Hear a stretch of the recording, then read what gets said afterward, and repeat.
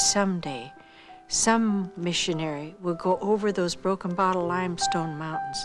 Someday, for the last time, they'll go down into a newly discovered area among a people who had never heard the message of redemption.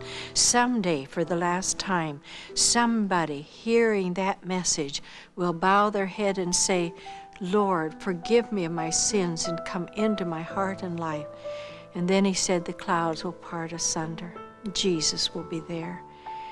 Every new valley I've gone down into, every new range that I've crossed over, I've thought of those words of Dr. Jaffrey.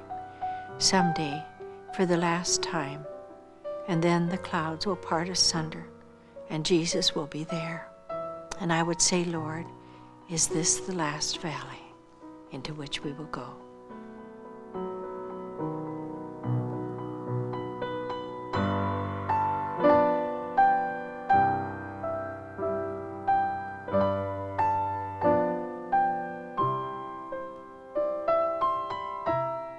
I've been a missionary for 54 years.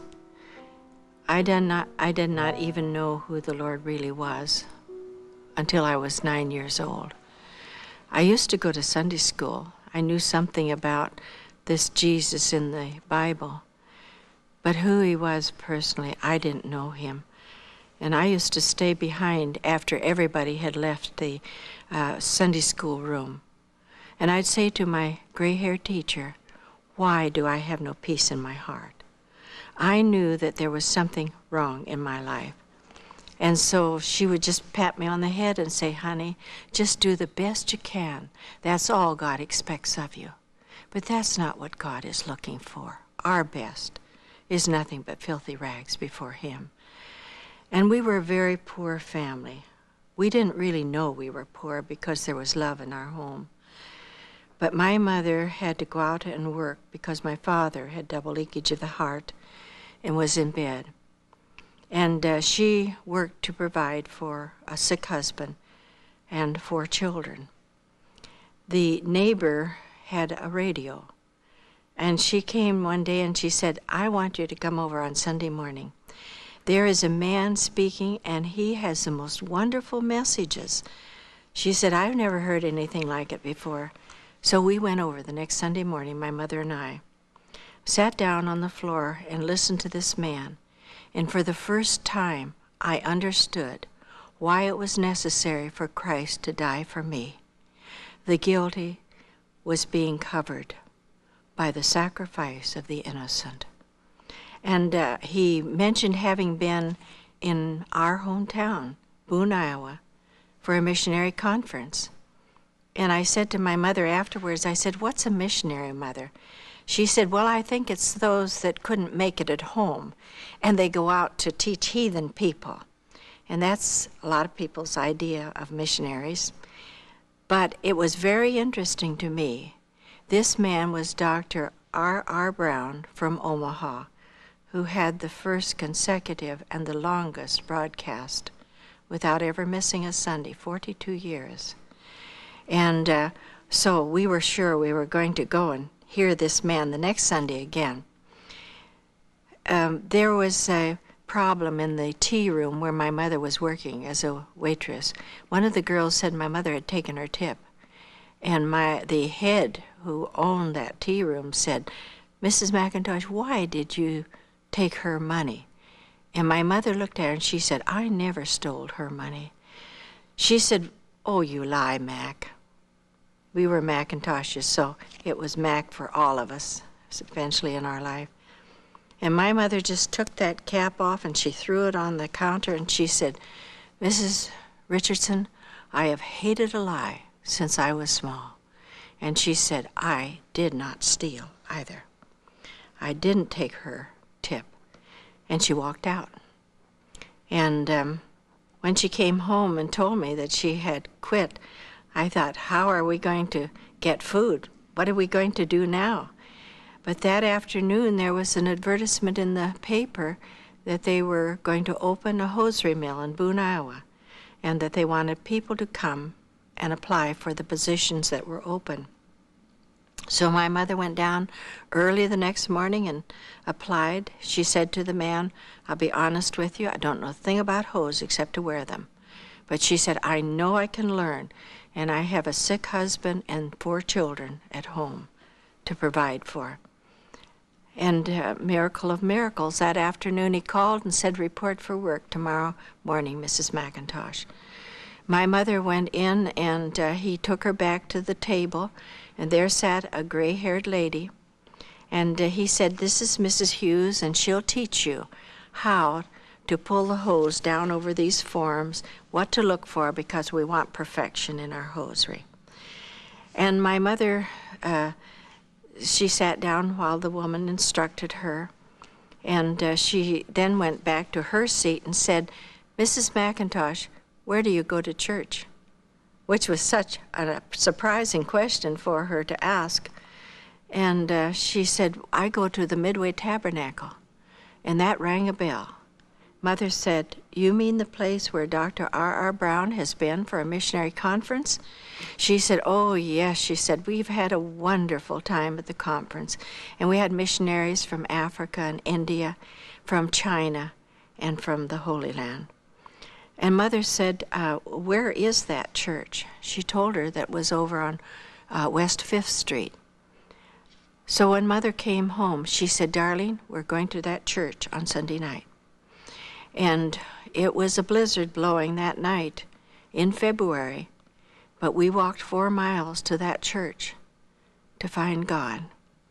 And when we went in through these big doors at the front of the church, it was just with all the strength I had to get that door open. And somebody, seeing from the inside that we were trying to get in, came and pushed the door open and told us to come in. And the very friendly people, we sat down about the 2nd row from the back. I don't remember anything about the message except that it was about Joseph down in Egypt. But before there was any invitation given, my mother was on her way to the front. And I thought, if this is the answer to the problem in my mother's life, this is what I've been looking for, and I went right after her.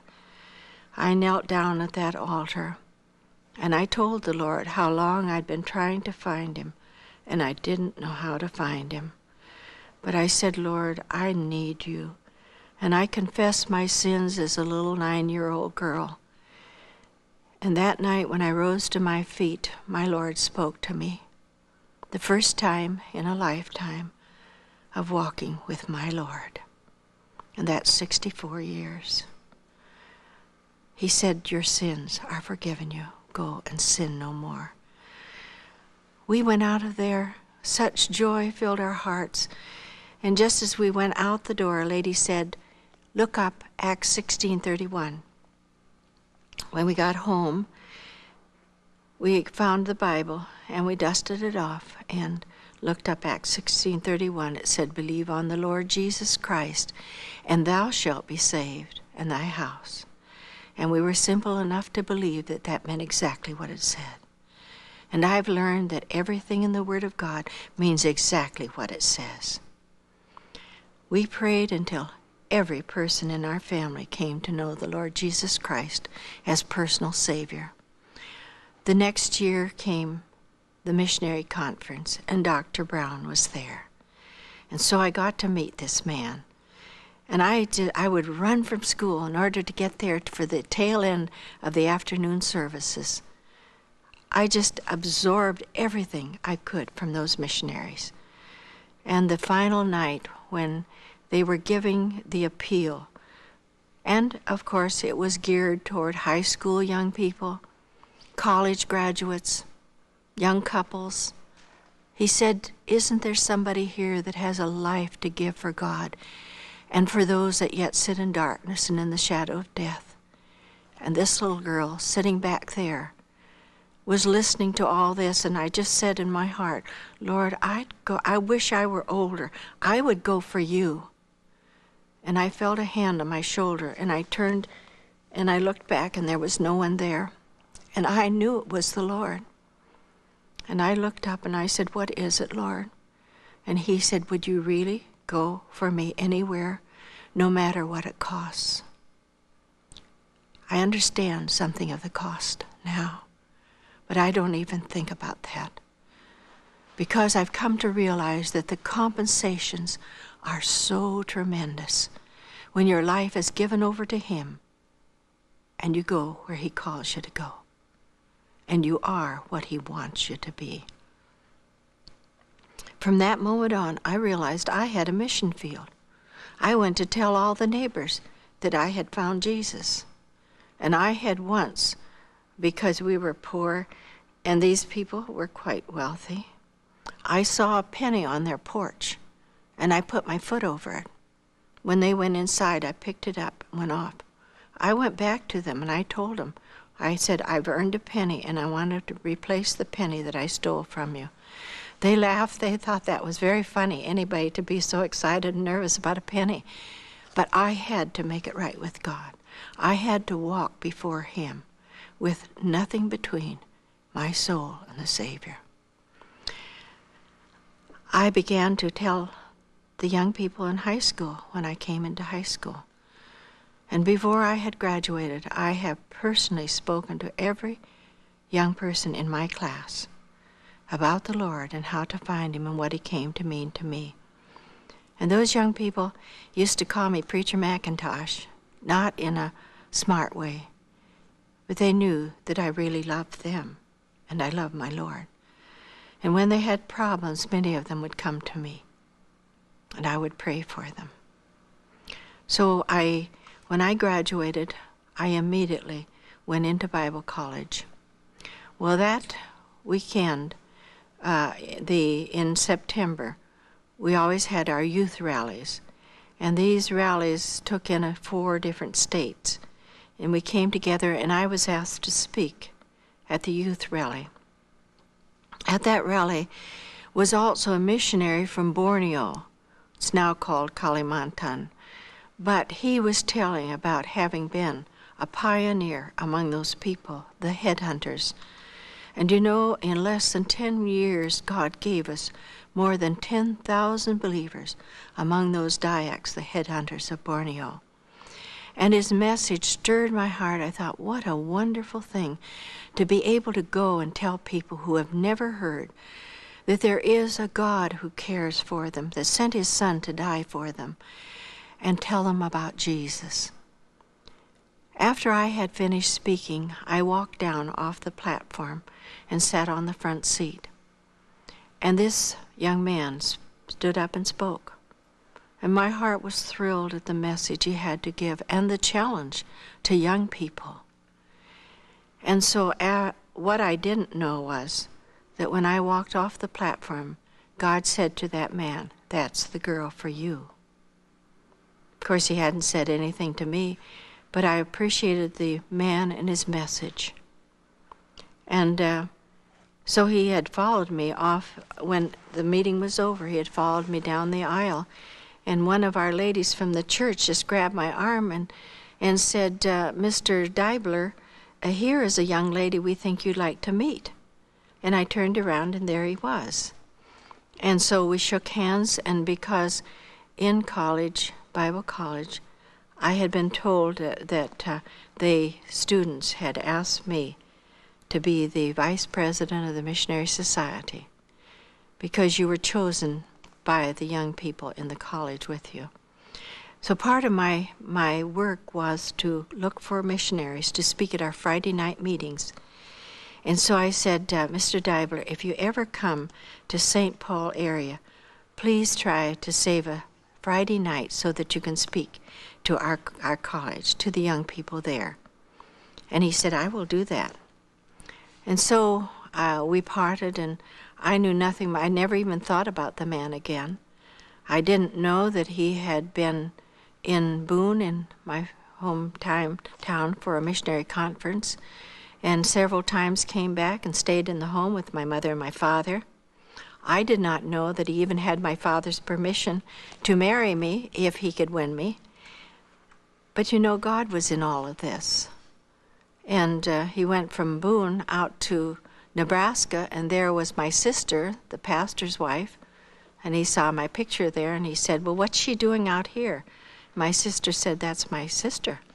So everything, I guess, that my folks hadn't told him and the people of the church hadn't told him about me, my sister filled in. But I was in St. Paul, and they were having the 50th anniversary of the Alliance, Christian Missionary Alliance, the founding of it. And he was one of the missionaries who was speaking, came up with Dr. R.R. Brown, and he had been a dear friend to me. I'd learned to know him well through the youth rallies and going out there and listening to him on the radio. So that day when they all came in, my mother and daddy, because I worked for my room and board to be able to attend college, otherwise I couldn't have gone. And I was so thrilled to think that the Lord opened the door for me to live in a home with some people.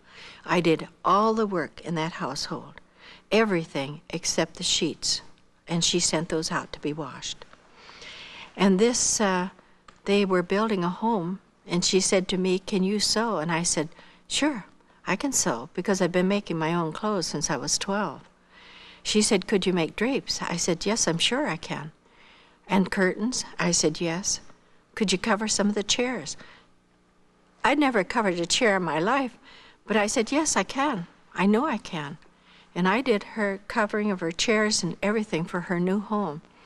And then I got every week $1 in cash and my streetcar tokens to go back and forth to college and my room and my board. I was just thrilled. And I know there are a lot of young people who wouldn't do that today. One said to me, "That's slave labor." I didn't think so.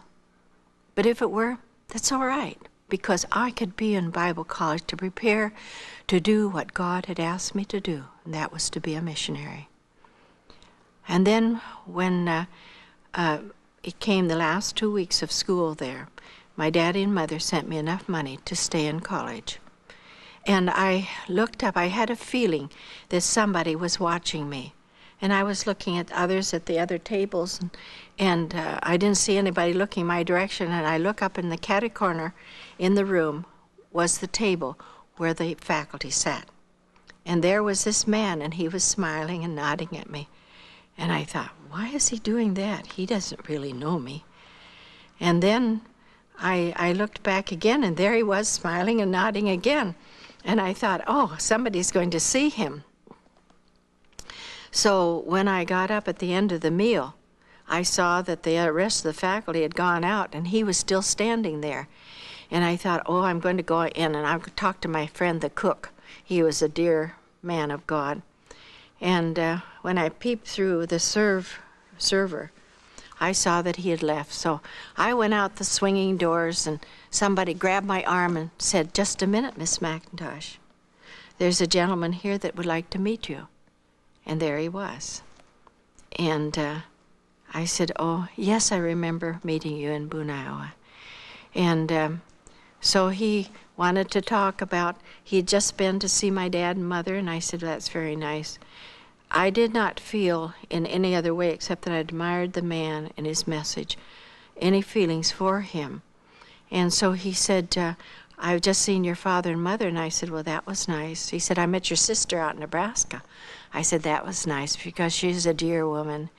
And he said, "By the way, would you know anybody from your hometown that might have written an anonymous letter to me?" And I thought that he was insinuating that I had written an anonymous letter. And I said, "Mr. Deibler, I want to say something to you. I have never written an anonymous letter to anybody, and I don't plan to in my lifetime." And I started to walk away. And he came calling me, "Miss McIntosh, Miss McIntosh." He said, "I know you didn't. I just thought maybe you knew who would." I said, "I'm sorry, I don't know." And I said, "I have to get to class," and so I walked off. Well, that night at the meeting in Minneapolis at a big theater to hold the crowd, I sang in the chorale, and I looked up, and here was this young man right there exactly opposite me, and he was smiling, nodding to me, and I thought, I don't know why that man does that. And then he said, when he had finished speaking, he sat down, and at the end of the meeting, I looked over, and I saw that he was coming down the steps in my direction. So I just slipped out the side door, and I was walking along with those that came in the same bus as I came in. And as I was walking down, talking to the others, I felt someone tugging on my coat. And I turned around, and there he was, smiling at me, and he said, "I want to take you to dinner tomorrow night." I said, "No, that's not possible." I said, "I am catering for a birthday party, and I did this because I got an extra $1, and I would cater and do all the cooking and serving and everything, doing the dishes later, and I got an extra $1." And I said, "No, I'm catering a birthday party. I couldn't do that." I said, "I couldn't even be here before 5:30. And he just looked at me. He said, "I'll see you at 5:30 at the front door," and walked off. I thought, that's what you think. And when we got in the bus, I saw that all the other girls were sitting there talking about that missionary. Oh, those beautiful long fingers. He must play the piano. And his curly hair. Oh, and one girl who had opened, everything had opened and shut. Her father was very wealthy. She said, "I'd give my right leg to go with that man." Well, it was sort of like playing one up on you. I don't know if you've ever done that. But I thought to myself, well, they would like to go with him, and they can't, and I can, and I don't really care whether I do or not. But the next afternoon, I was there at the door at 5:30. And he said, "Where would you like to go to dinner?" I said, "Well, it doesn't make any difference to me." So we went to a Chinese restaurant, and in the middle of the meal, he put down his fork. And I just thought, something's coming, and I tried to think of something really trite to say. And I said, "A penny for your thoughts." He said, "Do you really want to know what I'm thinking?" Then I didn't know if I did or not. He said, "I love you, and someday I want to marry you." I laughed at him. I said, "You don't even know me." He said, "Well, I know a lot more about you than you think." He said, "One thing I know is that you want to be a missionary." I said, "Yes, I do. And I want to go where God wants me to go." So we went back to the theater, and we were a little late coming in, so sat in the back row. And I was thinking about how I could just go quickly and quietly after the meeting was over, because I really had no feelings of affection for that man at that moment. But he said, "Look around." And so I turned, and I thought he wanted me to see somebody coming in the door. And he said, "No, look this way." And I turned and I looked up into his face. And in that moment, I would have gone anywhere with that man. But I said nothing because I hadn't checked it out with my Lord. He said, "I'd like to see you tomorrow night, if possible." I went home and I prayed about it. And the Lord said, "I've sent him to take you to the mission field." And the next night we missed because they called for a special meeting of those that were going on to the next town. But at 6:30 the next morning there was a letter in which he asked me again to marry him. He said, "I know you don't know me, but I'm coming out in the summer every chance I get." And he did. And I knew I loved him deeply and purely. And we were married. He said, "How old are you?" I said, "Well, I'm 19.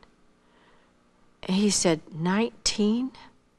He said, "They'll never accept you." He said, "I'm 31.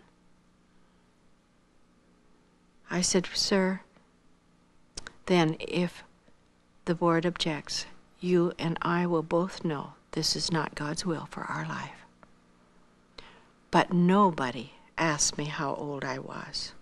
And they knew how old I was because they'd gotten my credits and everything from the Bible college. And I passed with flying colors the examination before the board.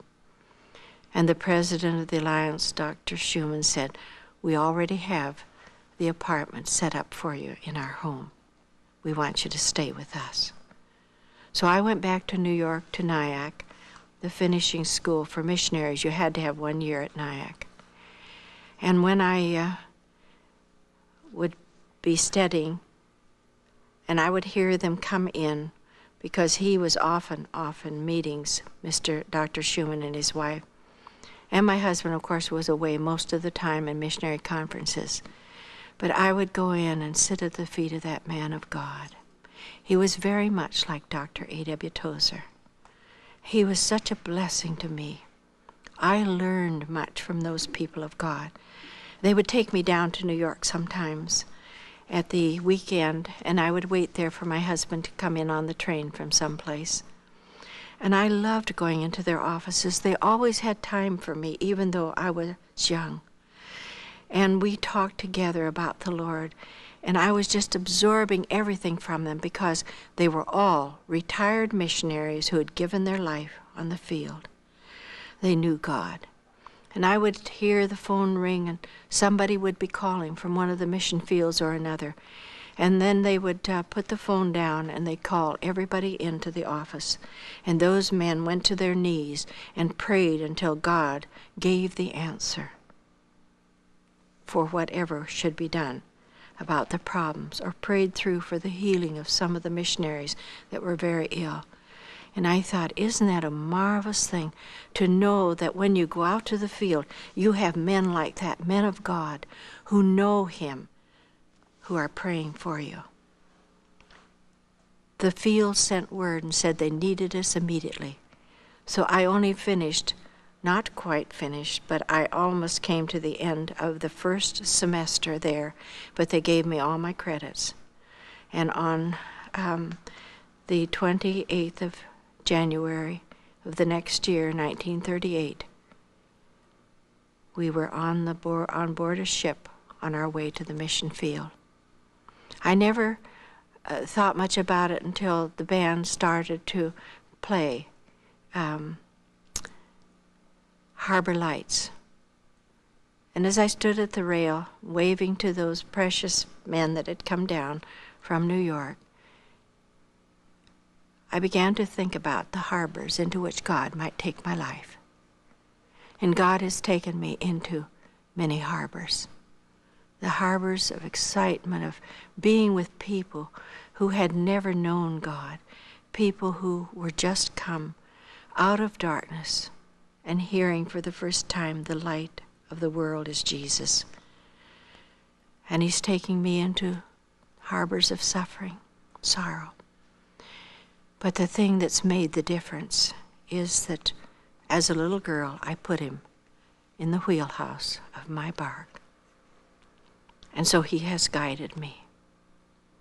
And as was said by a man of God,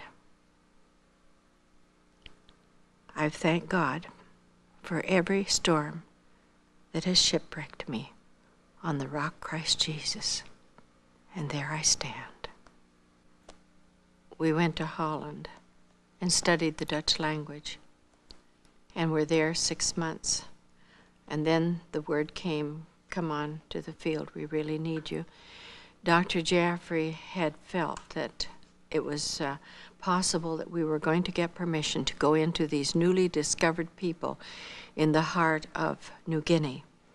And of course, he wrote a letter to us, which crossed ours in the mail, asking if we could be considered as missionaries to go into these newly discovered people in the heart of what was then called Dutch New Guinea, now Irian Jaya.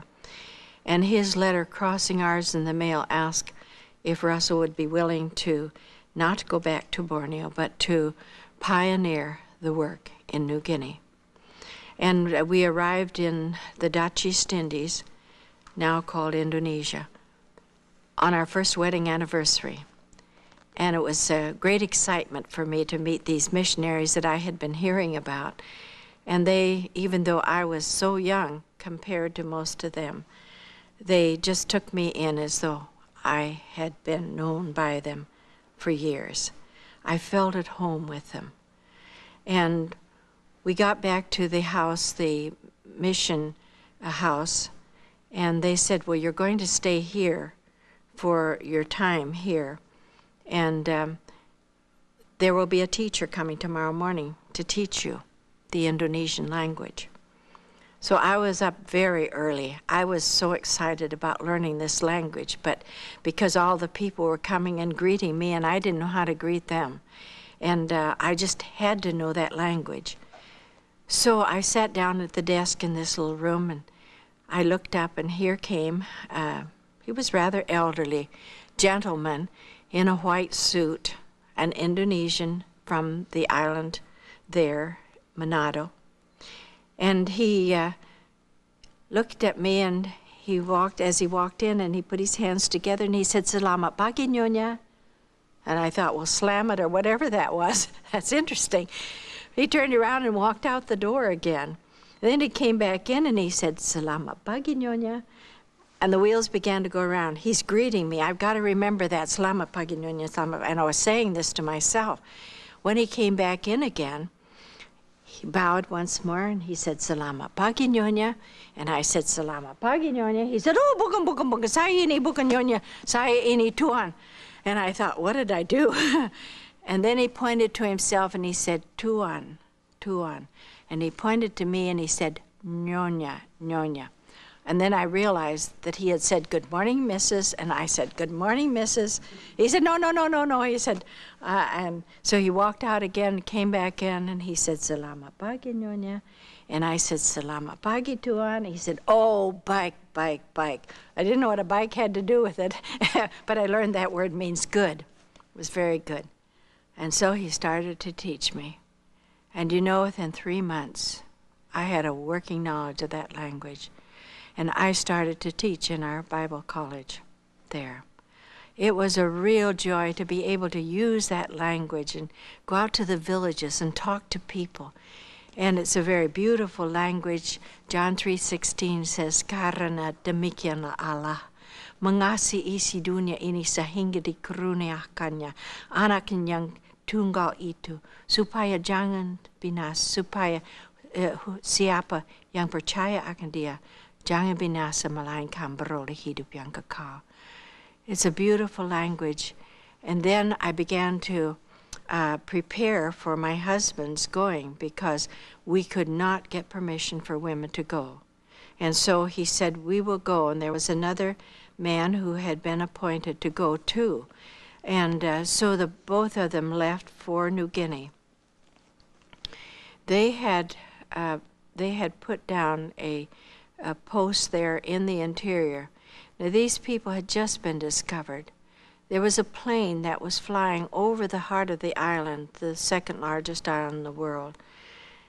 And they saw below them these beautiful snow-capped mountains that runs like a spine down through the center of the island. And they're snow-capped the year around, called the eternal snows of the tropics. Beautiful glacier lakes. There's nothing in the Alps that even compares with them. And they flew over the northern escarpment of that range and dropped down from about 19,000 feet. And there they saw below them what appeared to be strange circular clouds in bowls of mountains. And as they came down lower and lower, they discovered that they were not cloud formations, but lakes in this part of the world that had not been discovered really until this time when the plane went over. And then the thing that amazed them was, on these lakes were men and women rowing canoes, trying to get away from this. They said, "We thought it was a big bird from the spirit world," because everything beyond the perimeter of your valley, the mountains, out there beyond is the spirit world. When they die, the spirit goes over into the spirit world. And they thought it was a big spirit. And they fled into the jungle, and for 3 days, they said, they stayed in there. And this big bird out of the spirit world didn't come back again, so then they came out. And then men came, the patrol officer with police, and they knew that this lake emptied into a river that flowed right down to the south coast. So if they followed that river, they would eventually come into this place where there were people that the world didn't know existed before. And they went into the interior, and they made it, and they found these pygmoid people. They are pygmoid and belong to the Upper Paleolithic era. They had stone axes, stone adzes, never seen metal. had never seen a wheel, and they were amazed at these people that came out of the spirit world. And then more police came, and then my husband had reached the south coast with permission to go in over the trail. The other missionary, when the police patrol officer came down, he was brought down. He had died the first day on the trail of a heart attack. He didn't think he could make it, and so he went back with the boat when it left. And my husband, with some carriers from the coastal area, went in. He had a very difficult trail and a time on it where this will tell you what kind of a trail it was. In just 18 days, he lost over 60 pounds. He was hardly able to walk when he got into the interior. And then an expedition came out under LaRue from Holland. And they were there, and they had a plane that was available to them. They were saying that man would never walk to the coast again because he had gotten kutu-ire. It's a fungus that gets on the feet and eats off the skin, and so they knew that he'd never walk it back to the coast. So they flew him out to the north coast, to Manokwari. There he got shipping, and then came back to the island of Makassar, Celebes. Makassar is the port. And when I looked up and I saw this man, I couldn't believe it was my husband. He had lost so much weight. He just looked so different. And then I saw that he was being helped down the gangplank. And when he got back to the house and took off his shoes and socks, there was no skin from the ball of his foot, covering the ball of his foot or any of his toes. He had gotten this kutu-ire, and it just sloughs off. The flesh just sloughs off. And they called for a doctor to come, and when he saw his feet, he said, "Now you are going to have to take the tweezer, and every morning you see this flesh sloughing off, take the tweezer and rip it off till you get down to the raw, throbbing flesh underneath." And then he said, "Apply the medicine." And morning after morning, that's what I did. And I kept, as I saw the flesh begin to slough off, I'd rip it off and then apply the medicine. One morning, Dr. Ari Jaffrey, our field chairman, great man of God, who had been a missionary up in China for 30 years, had been through the Boxer Rebellion, had been in the hands of bandits. He knew what it was to suffer on trails in New Guinea, in China. And he looked at Russell's feet, and I just saw a wave of nausea go over his face, and he just backed out the door and shut the door quickly. He didn't come out for lunch, but in the afternoon he laid before me what became the editorial in our field magazine, The Pioneer. And I looked down at it and I read. He said that today I watched a young wife dressing her husband's feet, and they were bleeding and running with pus. And he said all I could think was, what a nauseating sight that is. But as I backed out of the room, the Lord said, but to me, they are beautiful feet. And he said, I saw it all, how beautiful upon the mountains, those broken bottle limestone mountains, are the feet of the missionaries that bring a message of hope to men and women that have sat in darkness, who have never heard of him. And he said, I saw that someday it would all be over. The tired, bleeding feet of missionaries would for the last time go over these broken bottle limestone mountains. And it is like walking over a broken bottle. We all had cat's claws on our boots because it's like stepping on a broken bottle. And he said someday one of those missionaries will for the last time walk down into one of these newly discovered valleys. Someday for the last time they would tell the most wonderful message that there is, that Jesus died for sinful men. Someday for the last time someone is going to bow and say, Lord Jesus, forgive me and come into my heart and life.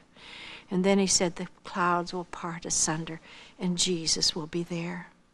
You know, I've never crossed a mountain. I've never gone down into a new valley without thinking, is this, Lord, the last valley? My husband, when he was able to walk, turned around, went back to New Guinea again, and this time accompanied by the other missionary, because Some of those that my husband had won to Jesus Christ in Borneo had heard about the trouble that their Tuan was having over New Guinea, and what terrible trails there were, and about the rapids in the river before you get on the trail. And so they organized themselves as burden bearers of Jesus, and they said, "We will come and we will help you." And so they arrived in Makassar. I have never heard such music in my life. There stood those men with their G-strings and the little caps that they wear to hold their hair. And I listened to them singing the gospel hymns that they had put in their 5-part harmony and singing the praises of God. I wished then that I had known about things that you could use for recording. I never heard such music. They were stories of the Bible and other things that they had put into their own language and into their own music. And when they left, we all said goodbye to them. And everybody in that congregation stood up before them and said, "We promise that while you're gone, we'll be here in this place praying for you." And they left and went over, and they had worked on that trail, and they had cut. They have the big machetes, and they cut the forest away and the jungle, and they repaired the trails and places where it would take you days to go around the mountains in order to get up onto the next level. They had made ladders and threw them up against the walls of the mountains. Other places they made bridges for us to cross streams. Sometimes it was a woven bamboo bridge that they stretched across, a swinging bridge. Other times it was just one of these huge trees of the jungle that they cut down, let it fall across till it hit the other side, and that was your walk, your bridge across. I said, I've never claimed one verse and so many times in my life as that verse, and none of his steps shall slide, because anything that's dormant in the jungle, even for a few days, is slippery, and it's covered with moss. He got back into the interior, and I was still waiting. I was teaching in the Bible school, loving it, loving the people that I was teaching, because I knew that these were our missionaries of the future. And one day I got a letter from him. He said, I was down in the village today with the old chieftain Idan Tuagle. And he said, for the I don't know how manyth time I told him this story. He said, tell us again. And he said, as I sat there, I said, Idan Tuagle, why don't you accept it? Why don't you understand Jesus died for you as he died for us? The old man shook his head. He said, no, Tuan. He said, we've loved the story, to think that this Jesus died for you spirit beings. But he said, we are people. He said, but we love the story. But if Jesus died for you, he didn't die for us, because he said, we're born of women. And my husband said, so am I. I was born. I have a mother. He just shook his head. He said, that can't be. He said, none of you has a wife. None of you has children. If you're not spirits, how did you come into existence in the first place? He said, but I tell you again, I do have a wife in the outside. He said, we don't believe that. He said, if you'd had a wife, she'd have been on that trail. She'd have carried your carrying tins for you. You wouldn't have to have these other people come. He said, wherever we go, our wives go along. They carry the loads. I thought he had a good idea. He said, I tried to tell him that, yes, maybe my wife could come up the trail. But he said, the chieftain out there, how do you tell him about a governor? But the chieftain out there will not let her come. He said, well, if that chieftain of yours has such a bad stomach, that's the way of people not agreeing with you.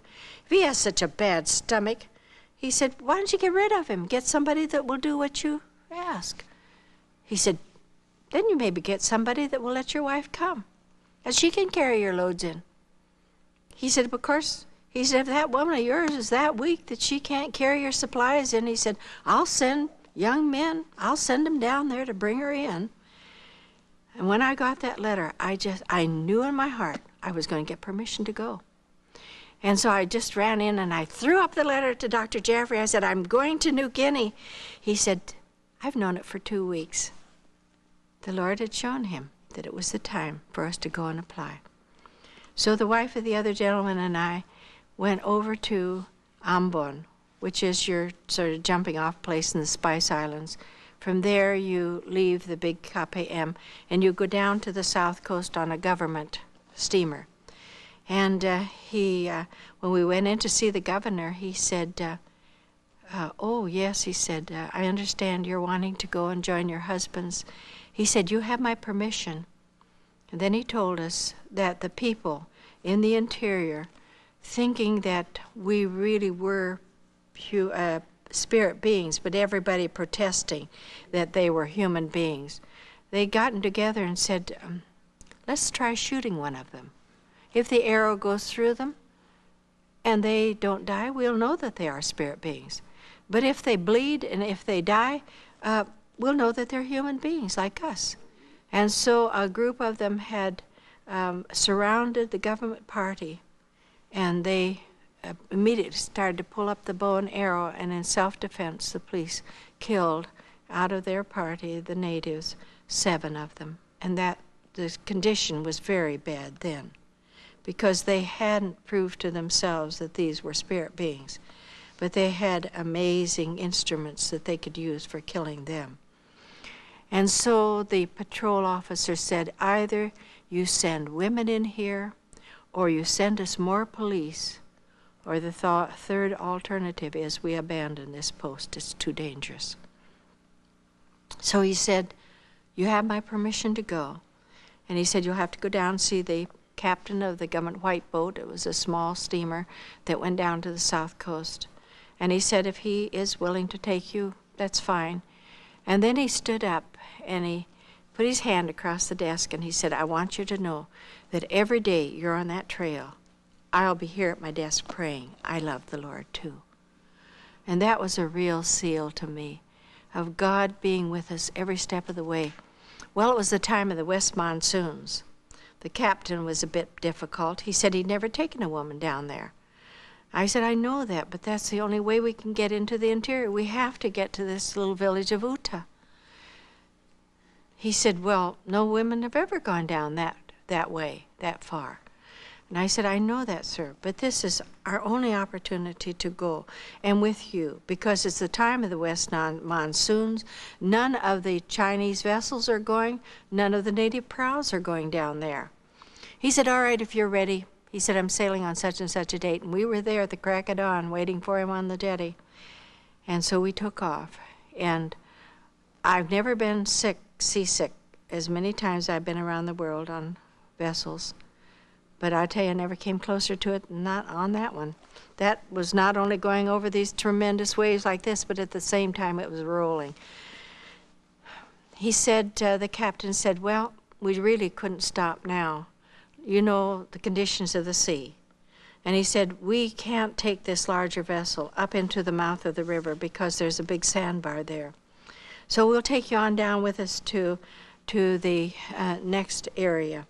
In Manokwari, he said, then in 3 months we make our return trip, and it's always calm at that time of the year. And we thought, 3 months on this vessel. And we went to prayer that night. We believe that the same one who said, peace be still to Galilee is alive, and he still has all the ancient power in his hand. And we said, Lord, you can calm the sea.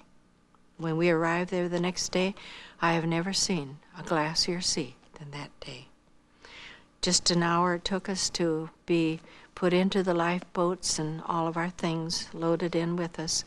And we were rowed around the sandbar and then up into the mouth of the river, and our husbands had come down trail to meet us. It was a wonderful thing to be together again after the months and months that had separated us. That's a terrible place Uta is. We had to immediately start taking quinine because practically everybody there is affected by the mosquitoes and had malaria. But we got things together and we started up the river. We had 2 of the long boats that belonged to the coastals, and you couldn't paddle. you had to pole because there were rapids in the river. And so I had 4 men in the fore part of my canoe and 4 men in the aft part of the canoe. And I was sitting there in the middle, and I'm always asking questions. And I always carry a pencil and a paper with me wherever I go. And I kept tapping this man in front of me and asking him what the name of these blossoms were, these trees, because the flame of the forest trees were in bloom and dropping their blossoms. It was absolutely beautiful. And I was looking at the shore, and there on the shore were these big crocodiles, their mouths wide open, and little sandpipers picking their teeth. And I asked them what those were, and they told me. And of course, I found out that there are dialectical differences. And so I wrote down that they were buayas. And then I was watching, and I said, do they ever overturn the canoes? He looked down at me. I know he thought it was the greenest thing he'd ever had in his canoe. He said, oh, yes. He said, sometimes they do, but all you have to do is jump for the shore. Well, the next afternoon, and we slept on the shore that night. I thought, sure, a crocodile would come in to my bed with me, but they didn't. And the next day, about 4 in the afternoon, all 4 of these men jumped out of the canoe, and they were struggling with something in the water, and their poles, and I saw something lashing about, and I thought, oh, it's a crocodile. And I looked at the shore, and it was so far away, and I thought, I wouldn't make that. So I sat down again. I'll sit here. And suddenly they came up with the biggest stingray I have ever seen in my life. And they said, this is the best meat that you will ever have eaten. They roasted it on the coals of the fire on the shore. They didn't offer me any, so I can't tell you what stingray tastes like, because I've never refused anything whatsoever that the people have ever given me. My husband looks at me and laughs at me. He said, those caterpillars, that must be like swallowing a toothbrush. I said, oh, no. No, I said, you just get a handful and put them on the coals of the fire and just a few rolls, and all the hairs are burned off. And you, I know, you're laughing. You think, ugh. But you pull them apart, and there are just 3 little white threads in there. It's just that it takes so many of them to make a meal. But I don't know what stingray tastes like. We got to our base camp, and my husband said, Idantuagli, the chieftain, is sending down men to help carry supplies in. So I was excited. I was sure they'd soon be coming in. And all of a sudden, I heard a sound like this, coming out of the jungle at a distance. Hoo! Hoo! Oh, I was excited. I thought, it's the Kapaukas. And he said, yes, it is. He said, they're coming. I ran outside, and there were some fallen logs there where they cut trees down to make this lean-to. And I was watching for them, and suddenly I saw these little brown men coming. And they ran around and around, and I kept watching them, and I was so excited to see them. And all of a sudden, they stopped their yodeling, and they said, where's the woman? And my husband pointed to me over there on this pile of logs. And they came up the better to see me. And so they kept going like this, and they said, are you the same color up there where we can't see you as where we can? I said, yes, I am, because I've been studying word lists from my husband. And I could hear them saying, feels like flesh. There's a bone in there. Oh, yes. And so then they were excited.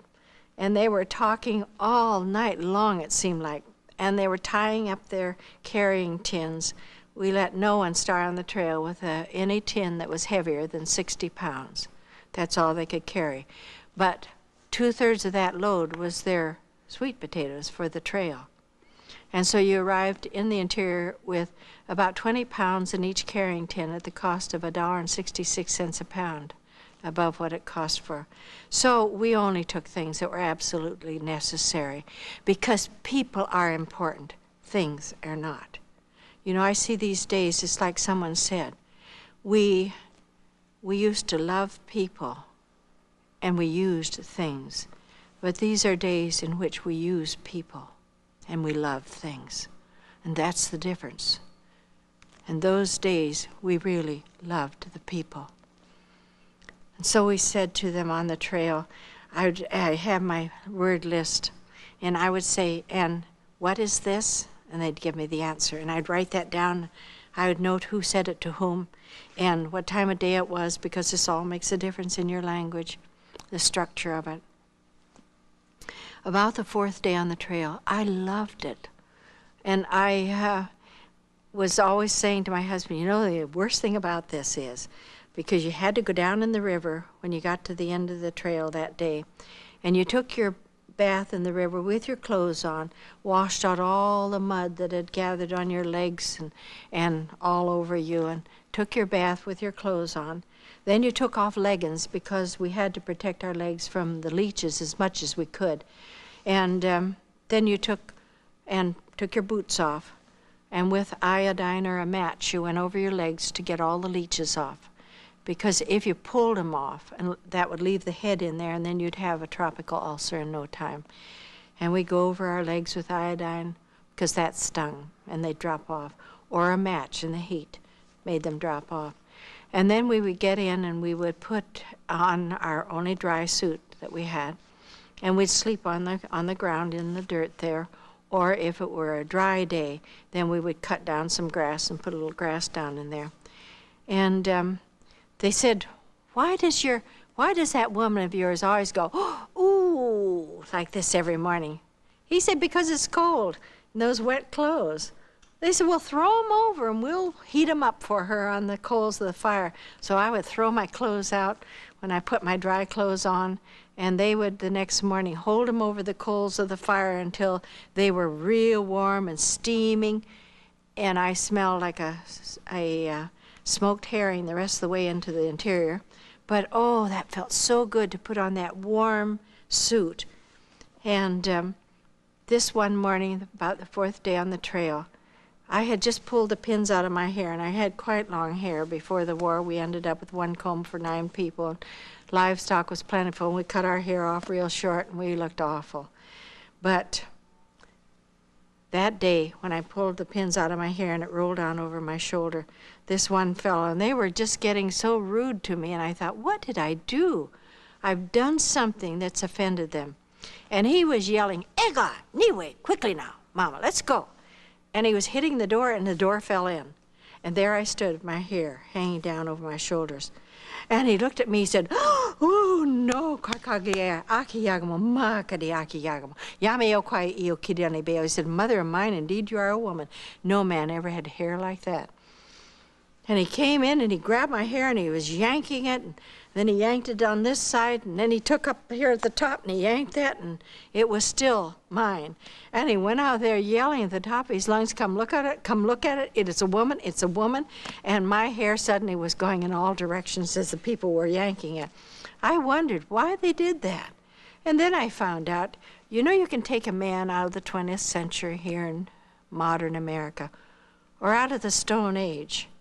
They're all the same. They're very vain, especially when it comes to the forehead traveling. Now, that's our word for getting bald in the native language. And when the forehead travels back to here, that's a very serious situation.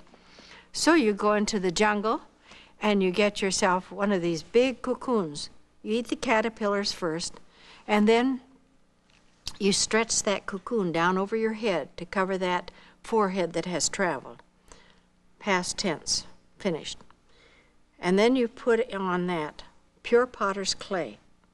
And into the potter's clay, you stick the plumes of the cassowary bird, which is like an ostrich. And you have an enormous head of hair. I said, was I ever glad that those people hadn't seen our hippies?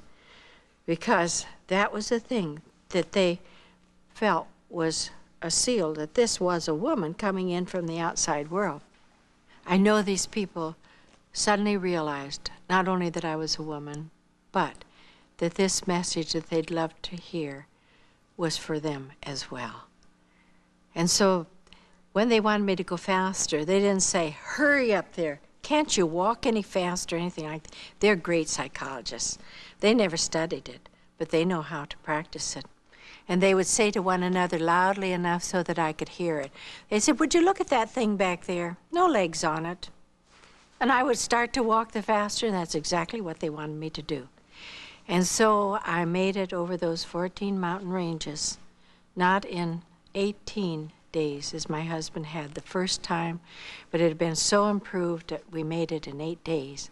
I'll never forget, if I live to be 100, that day when I arrived at the top of the last range and looked down and they said, "This is the village of Adupa, and we're going into it, and now you will see our people." And I looked down and I saw these little brown people coming out of the gardens, coming in from the forest, others that were coming out of their houses. And they were all running up the mountainside, and they were all yodeling as I did before. Oh, oh, I was so excited, and I just had to say something. I'm very vocal, I'm afraid. And so when I saw them yodeling and welcoming me, and I just threw up my hands, and I was waving them with tears running down my cheeks. I was saying, "I'm home, I'm home." And for almost 50 years, I felt that was home to me, among these people of the mountains of New Guinea. I got down, and everybody came up around me, and they were feeling me, and they were talking about me, and everybody gave me a gift, and I've never had so many gifts in one day of my life as that day. Everybody gave me the same kind of a gift. It was a roasted sweet potato. I had them in my arms, and finally I couldn't hold any more, and so I just sank down onto the mountainside and sat there, and then they all just came in around me, and they were watching me, and one of the carriers tapped me on the shoulder, and he said, "Mama, that is our chieftain who was coming there, Kapaga Adupa, Kapala, the head of Adupa." And I looked at this little fellow coming up there, and he had a big bunch of arrows and a bow in his hand. And he was puffing, and he came up, and he looked down at me. And then I saw he was looking up at my husband, who had just come over the top of the mountain. And he looked at my shoes, and I had the same kind of shoes as he did. And he looked at the leggings on my legs, and he was wearing them. And he looked up here at my khaki shirt, and he had on a khaki shirt. I had on a jungle hat that I always wore, a coolie hat, and he had on a hat. And he said, "Aki Yagamomet, are you a woman or not?" I said, "Yes, I am." He turned down his lower lip. When they say no, you should turn down your lower lip and say, "Bail." He said, "You're not." I said, "I am." And then one of the carriers, he tapped me on the shoulder. He said, "Mama, let your hair down." So I immediately took my hat off, pulled the pins out of my hair, and when it rolled down over my shoulder, he just dropped his bow and arrows like that, and he said, "Oh, no, kakagiar. Akiyagamo, akiyagamo. Yame okai iu kidani beo." And then he began to pull it to see, make sure it really was mine. And then he reached into the fire or into the potatoes, and he was looking for one, I realized, that was still warm from the coals of the fire. And he finally found one. Now, they had never seen metal, so they had no knives. And you let your thumbnail grow to be about that long. It's the nicest little paring knife you ever saw. And he took that potato and he rolled it in his hands that had never been washed, not on purpose anyway, and blew on it. And then he peeled the skin off, and then he rubbed it some more, blew on it some more, and handed it to me like this. He said, "Yagamo no tanai, woman, eat the potato." And I took it from him, and because I didn't know sufficient of the language to tell him what I wanted to say to him that day, I just said it in English, and I said, "Someday, by the grace of Almighty God, I'm going to sit down and eat with you anew in my Father's kingdom." And I did. I saw the day when he passed from death to life in Jesus Christ. And that man went with us up the rivers, into the villages, wherever there were people living. And along with us, he would tell them, "This is true. I know, because he has come into my life." And he said, "I know my sins are washed away. I'm no longer afraid of the darkness. I'm no longer afraid of evil spirits, because I know him." I really thank God that he was good enough to allow me to ever be a missionary and to go to people like this who have never heard of Jesus Christ.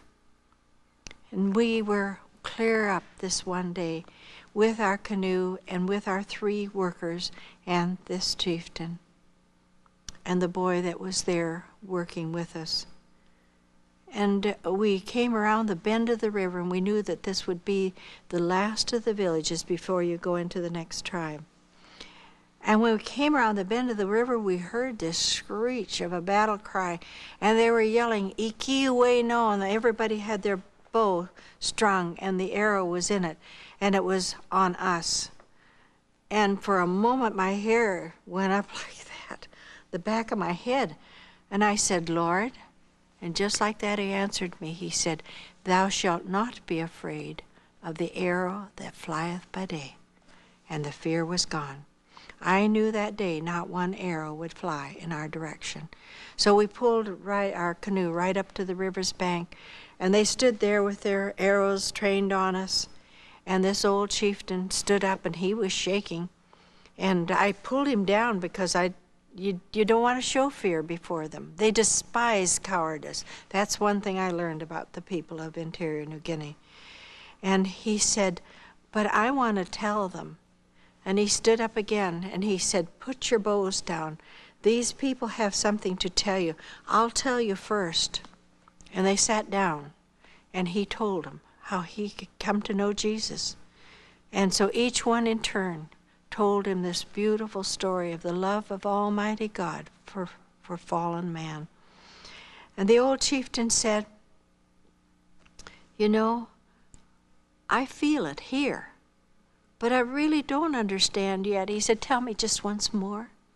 And then someone else would tell him. And he said, "Look at this. This is mine." He said, "I will build you a house." And he said, "My women will dig the gardens for you. We'll raise the sweet potatoes for you. We'll go get your firewood for you." He said, "We'll do anything if you'll just stay now and tell us more."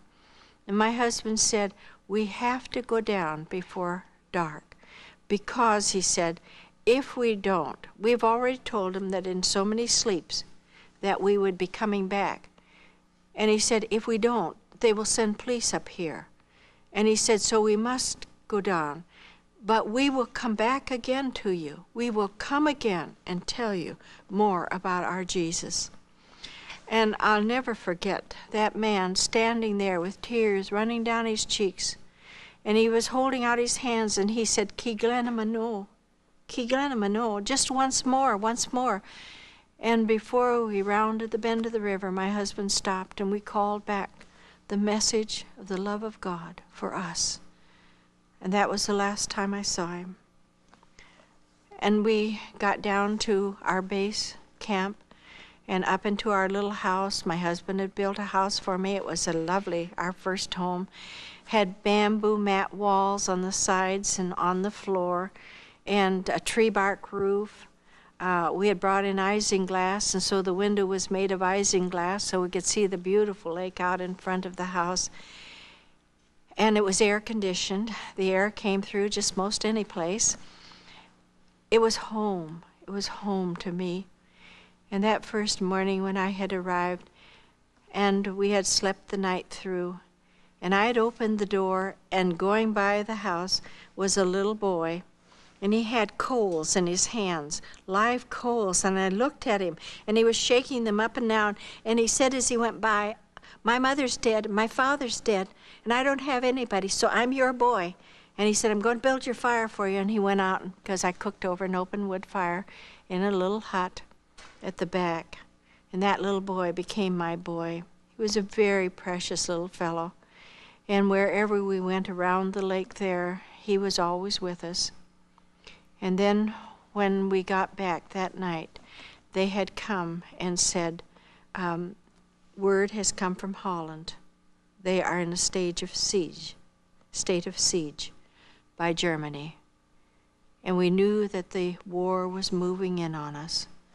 And they said, we are going to have to close down this post, because immediately they knew being drawn into the war, because in 5 days, Holland fell. And so they said, we're going to have to close down all posts where there is nothing that is of value to the war, and it's going to come to the Dutch East Indies. So we were then in a state of war. And we said, look, we could stay here. We're not afraid. The people have become friendly. Some of them have come to know Jesus. And they said, he said, no, you can't. The government says you cannot stay without police and a patrol officer. And so we started to pack the few things to leave behind us. And that next morning when we started out, I checked with that little boy the night before, and I said to him, did you really understand that Jesus loves you and he died for you? And he said, oh yes. He said, I do understand. And he had prayed with me. And he said, I'm going with you now. And I said, no, Imopai, you can't come with me. I said, because you had malaria once. I said, I've left the quinine with you. And I said, but if you get sick, there'll be nobody to help you. And I said, you must stay here. He said, I'm coming down the trail around the first mountain, over the first mountain. And then I looked at this little fellow and I said, now you stay right here, because I said, I'm going on and you have to go back. And I looked back and there stood that little fellow. Somebody had given him a straw hat and he had it on his head and in his gourd, and there he stood. And I saw that there were tears running down his cheeks, and he was going like this and wiping it on his thigh, because boys don't cry. And I waved to him, and he said, Mama, egla kada, come back quickly. And I said, Imopai, as soon as I can, I will come home again. Never realizing that it would be 9 years and a war away before I saw that little fellow again. We went back to our headquarters. Our field conference then took place. And at that field conference, my husband was chosen as the assistant to Dr. Robert A. Jaffrey, our field chairman. And that meant then that we would not, when the war would be over and when there would be a conference coming on again, that we would still be there. He would have to remain there, and I would have to remain there. And I walked out of the room when they said that he had been chosen unanimously. And I said, God, somebody's made a mistake. I said, that's my home over there. And then Dr. Sneed, the field chairman, whom I had known in New York, he came out, and then my husband came out, and he was crying too. I said, there has to be some mistake, Dr. Sneed. He said, no, there's no mistake about it. He said, do you know that there was no other name on any ballot except those of yours and your husband's that did not have Reverend C. Russell Deibler on it? He said, you accept it from God. And I bowed my head and I said, all right, Lord, if this is your plan for my life, then I will be happy here with these people. And I love them. And everything that God allows into our lives is either for our good, and it is also for His glory. God is not an evil God like the gods that these people have been afraid of in their Eastern mysticism. God loves us, loved us enough to give His own Son. And so we remained there, and finally they opened up the post again, and we said goodbye to Mr. and Mrs. Post as they went back to New Guinea, and my heart went with them. And it was just 2 months after Pearl Harbor when we'd heard the news that Holland had fallen and that the war here in the Dutch East Indies brought us into the conflict. So the mother country had been gone, and now the Dutch East Indies were drawn into the conflict. Everybody said they won't last very long, because they were sending out from Britain some of the finest warships that they had. But they did not know how well prepared the Japanese were. We had had a barber in Makassar that had, as far as we knew, known no English. Everybody went there to get their hair cut, but that man knew English, had been there for almost 10 years, There were two men who had stores there. One was a bicycle shop, the other was a variety store. Those men, every Sunday we used to see them go out with their beautiful big cameras. They were photographing every inch of that island. And they disappeared. All of these people disappeared. The pearl divers disappeared from the other islands, and they had all gone back to Japan. And they were prepared. They knew every inch of those islands. So the big rock, as they called it there, Hong Kong, fell in 3 days. They said it could never be taken. It was. China, fallen into the hands of them. There were not many that were still outside the war. Down into French Indochina, that fell. And then all of these other smaller countries like Thailand. And they came into the back door, down through the British Malaysia Peninsula, into Singapore. Kamikaze pilots came in their planes, dived into those beautiful warships. Matter of hours, they were on the bottom of the straits. And we knew it would not be very long until they would be down where we were. So we immediately got booking for all of our students to get them back to their own islands and to their homes so that they would have food and not be caught in conflict as it came down. And then those we couldn't get booking for, we bought property so that they would be able to go out there and could grow their own food and would have a place to live until the conflict was over. Then we went up into the mountains, and there were houses up there. Dr. Jaffrey had a house. Miss Marsh had a house, and there was the big conference room and some other bedrooms attached to it. And so we went up there to get away from the shock troops because every report seemed to bring word of these shock troops and the things that they were doing, using their fire fighting equipment and burning people to death and all these things. And we wanted to be away from these shock troops if we possibly could. I'll never forget that last broadcast that came from Manila. We still had our radio. We were monitoring them. And that man said, everything's being bombed. He said, and it's coming closer to us, and troops are moving in on us.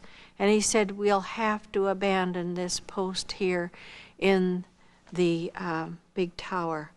And the last words he ever said was, come on, America. And you could hear the sob in his voice, and then it went dead. And that was the last we heard from them.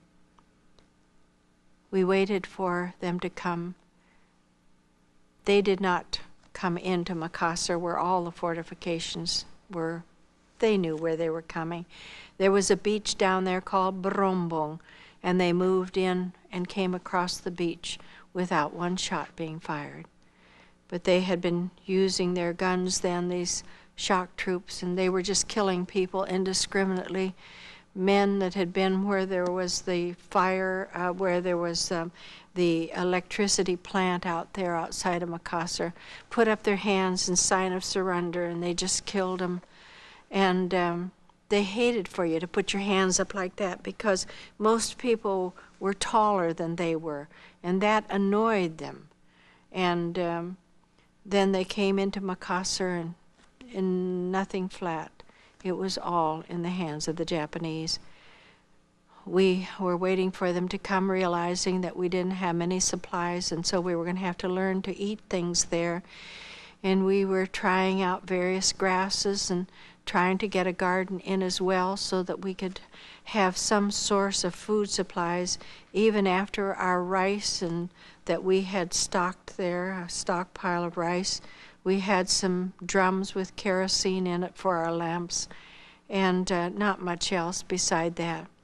And we knew that we were going to have to be able to live right there where we were with what was there available.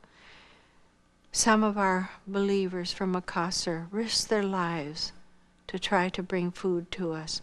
They'd come up over those mountains in the dark hours of the night, and they would bring vegetables and other things for us. One day I was down on my knees in the garden when I heard somebody behind me, and I turned and I saw a shoe on a foot there right beside me.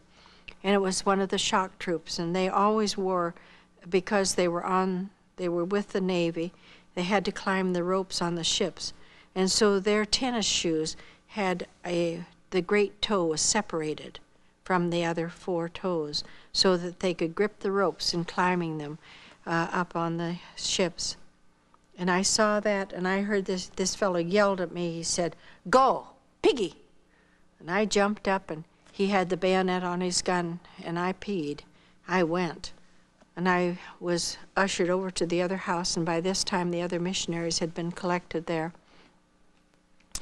I saw Mr. Presswood. He had been beaten by with the swords, and he kept putting up his hands, and they'd beat him some more, and finally he just dropped his hands. He realized that they didn't want him to have his hands up in a surrender, position of surrender.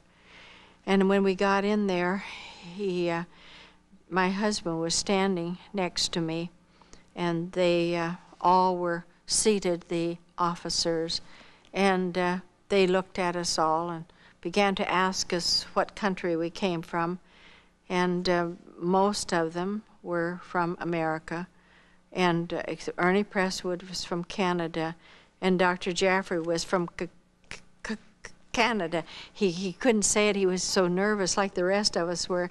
And the man said, "Where is Canada?" And he didn't know where it was. And so that meant that he wasn't going to suffer with the rest of us. Mrs. Presswood was under her husband's passport. He was Canadian. So they went out and they told us, they said, "Well, you stay here. If anybody has ever seen outside of the premises here, we'll shoot you immediately. We won't ask questions. And you are now prisoners of the Imperial Japanese Army." They said, "We have just about defeated the Navy. We have sunk almost all of your ships."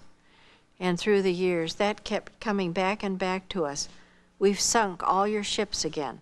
Finally, I turned to someone and I said, "Do you know something about those clever Americans?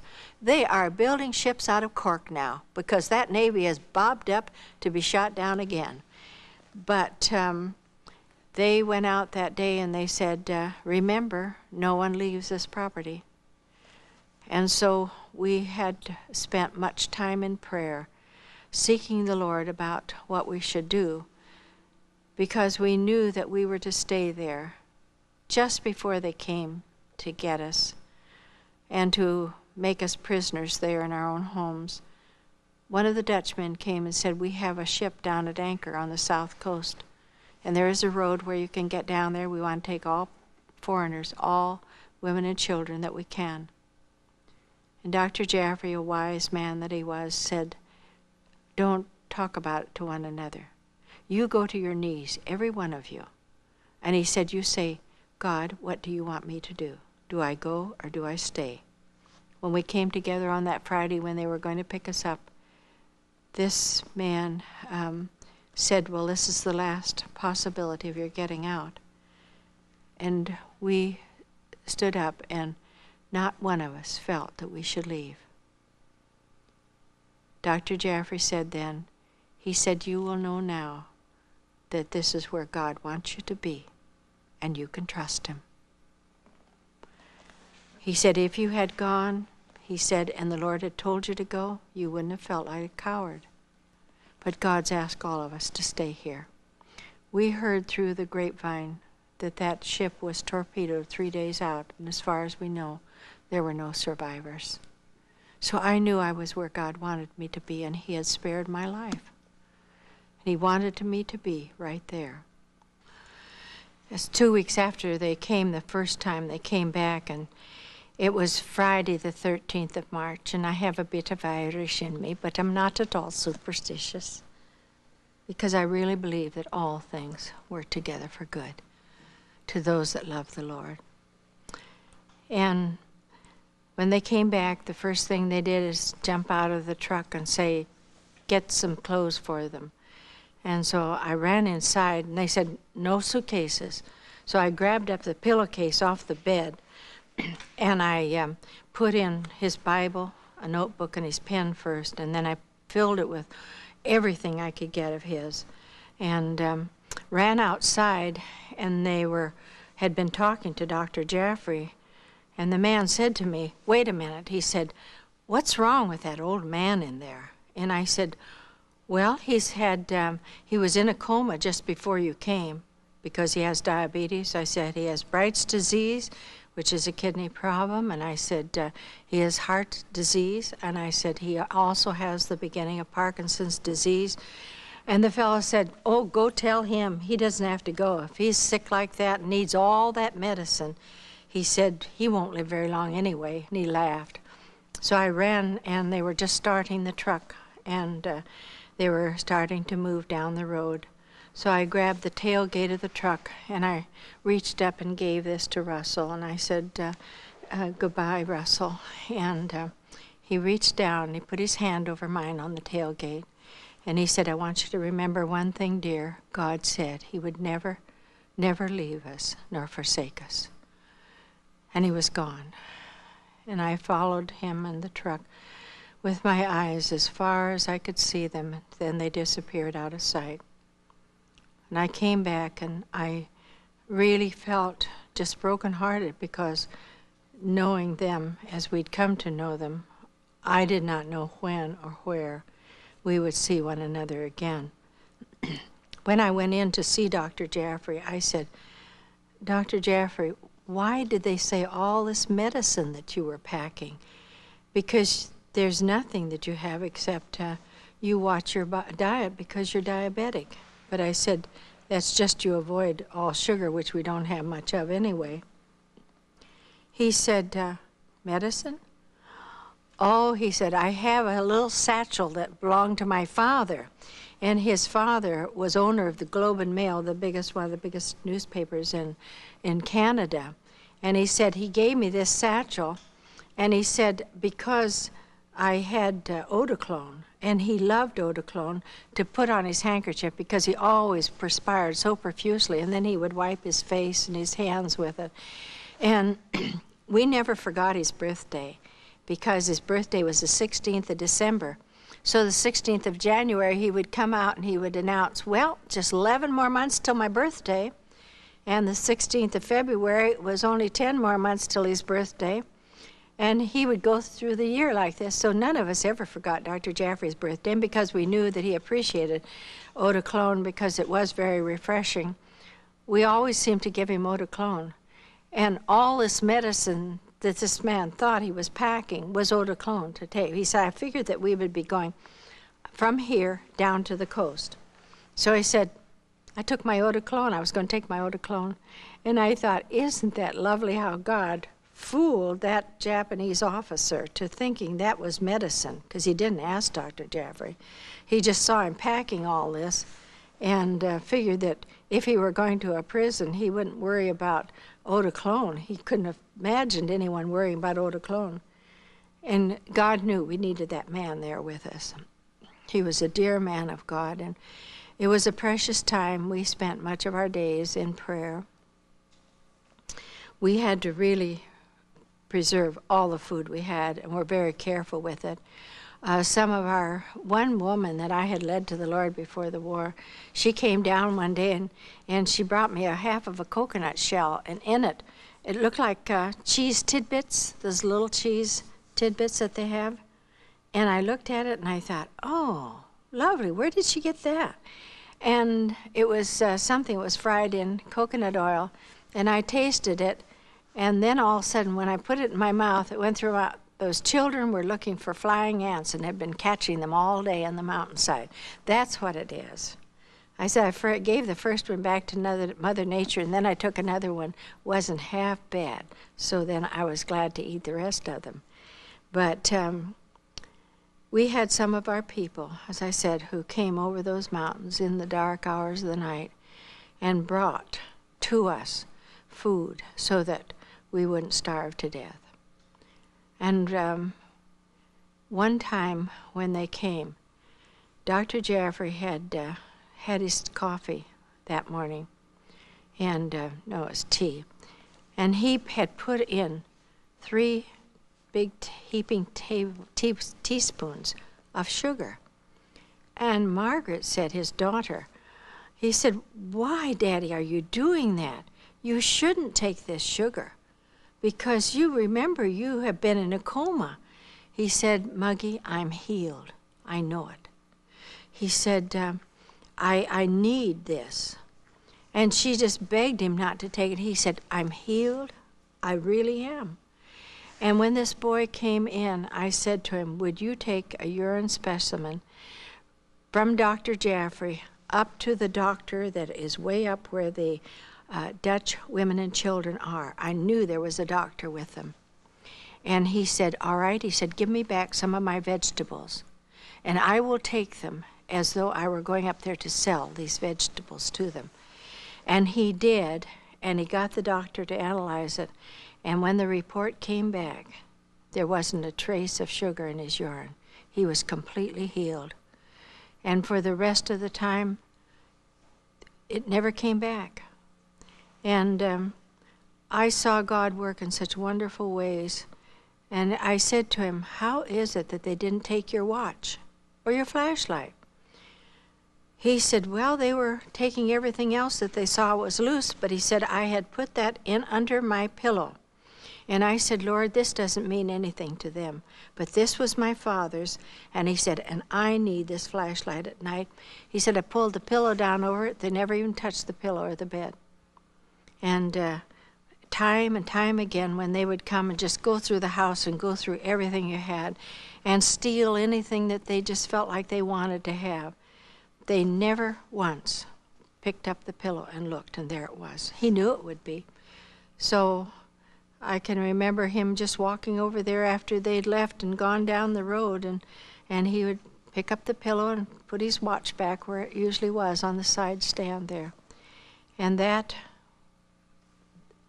flashlight with those batteries, because we had no other batteries, lasted for 2 solid years.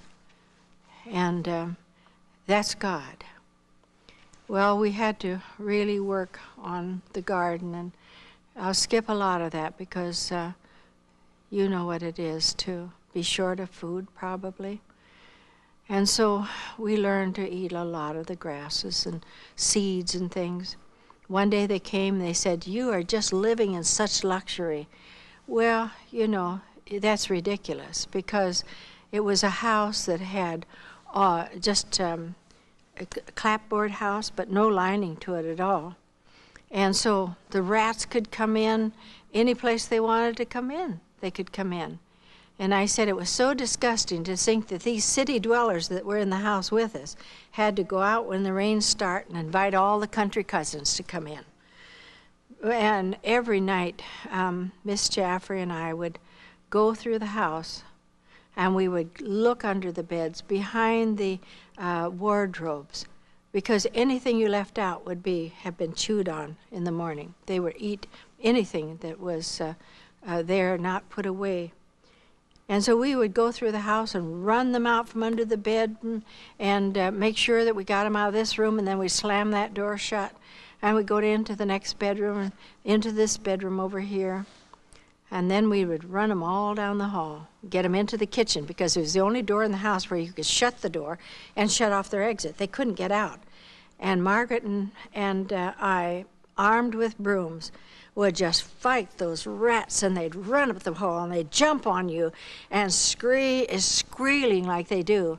And we would fight those rats until we killed every one that we had corralled. And then we'd carry out the bodies. Well, we had to do this every night, because what food we had was in short supply. And this one night, it was probably about 12 o'clock, I awakened suddenly, conscious of noises all through the house. And I listened for a moment, and I thought, yeah, I hear them there, I hear them in here. And I thought, oh, where the rats. We're going to have to get up and go after him again. So I shook Margaret's bed, and I said, Margaret, we've got to get up and light the lamps and go out and have another go at the rats. I said, they're just absolutely everywhere. Well, when I got up, I went to the door. And when I opened it, and we had a little tiny, tiny oil lamp that we kept there for Dr. Jaffrey in the night, if he had to get up. And someone just swished past me in the dim light of that little oil lamp. And I looked around and I thought, it's Dr. Jaffrey. Why is he acting like that in the middle of the night? But when I came out and really looked at the person, it was one of these Bugis bandits. Now, they were the known pirates of the islands because of their sleek canoes, and feared by other people, always wore a black sarong. And when I looked at this man, and here it was, one of these Bugis bandits, and he just threw his black sarong up over his shoulder and pulled out the big machete, and there he stood. And why I did what I did, I don't know. I'm quite a coward. Anyway, I just started down the hall after that fellow, and when he saw me coming after him, I think he must have thought, what's that crazy woman going to do? I didn't have a thing in my hands.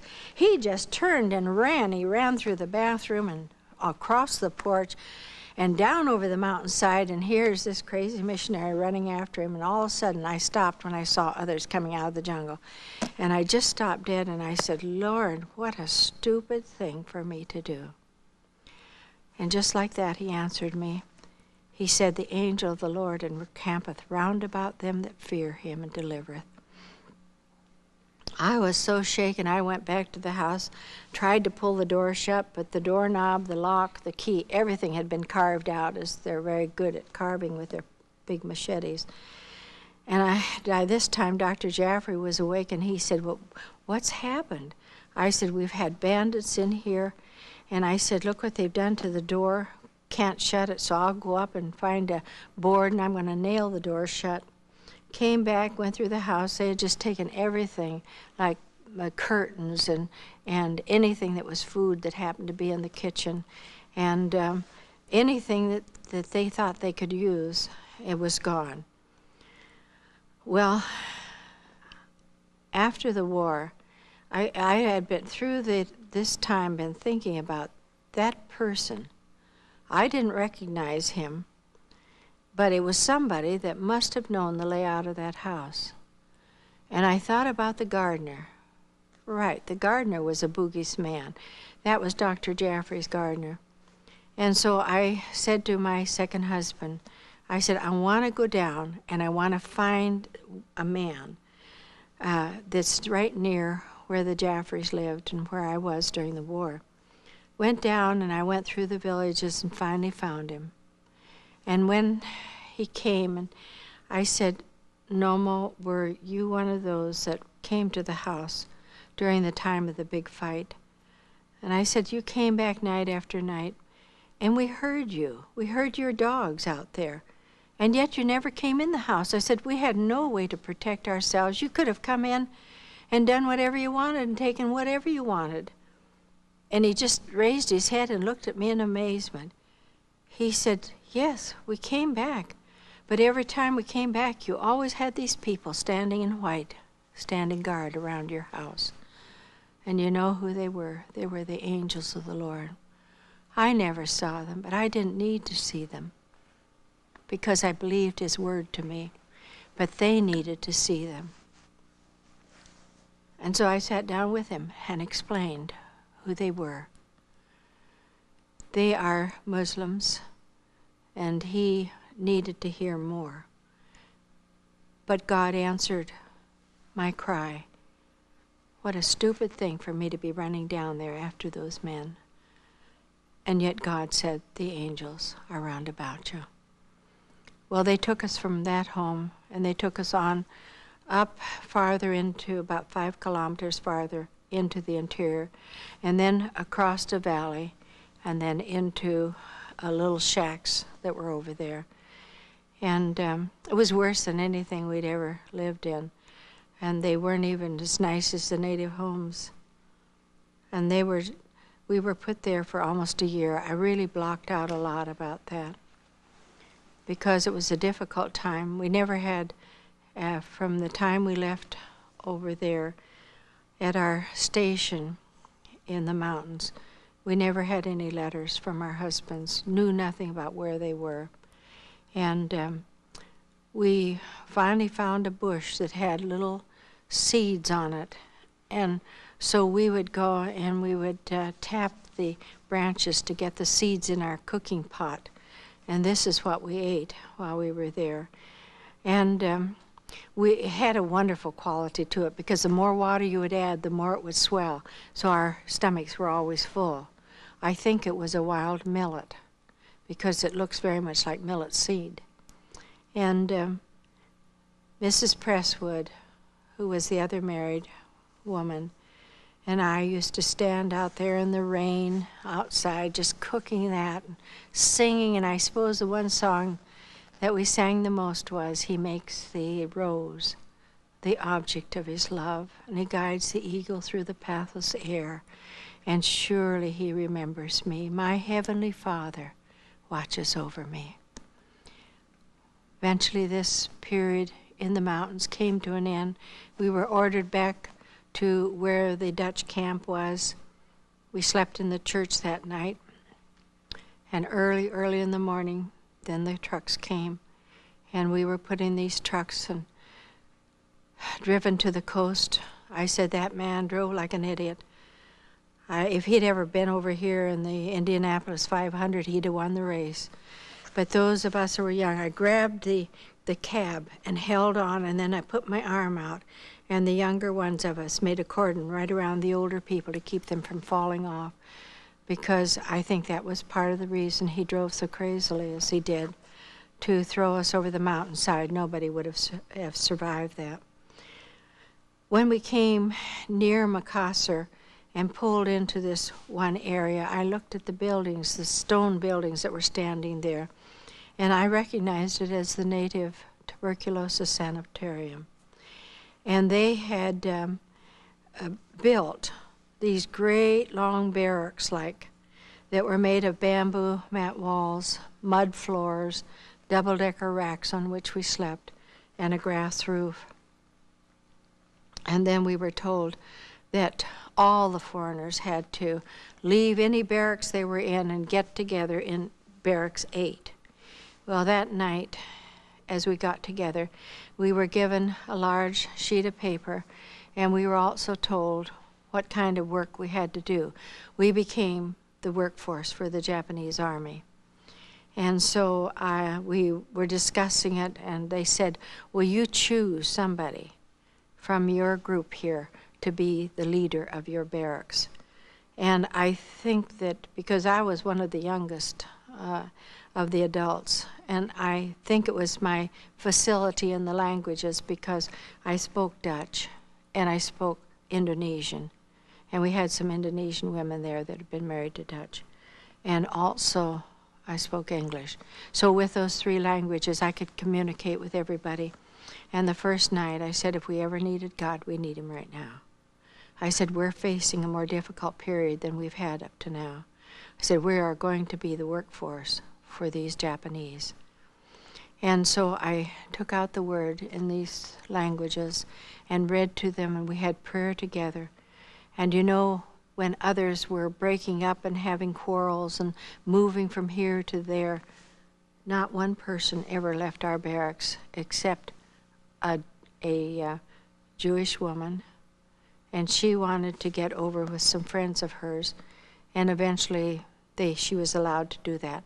And we had a Russian woman there, and she couldn't stand the word. She said, I have bad dreams when I hear about it. But she had left her husband, who was out with someone else there, just going around the Dutch East Indies, and got caught in the war. And so she moved out and moved to another barracks. But apart from that, everybody stayed there. And any time people died, there were Dutch people asking if they could come into the barracks. So our barracks was full. It was the largest barrack in the camp. And so we began to divide out the work and separate it to see who was strong, who could work down with the pigs. That was hard work. Those pigs had a beautiful cement floor in their pig pen, and they had everything had to be kept spotless for these pigs. They had to even be washed. Buckets and buckets of water had to be carried for them. And they had to have 3 hot meals a day. So the camp commander would go out into the villages and he would shoot dogs and bring them in. And if anyone was sick, then I substituted for them wherever they were.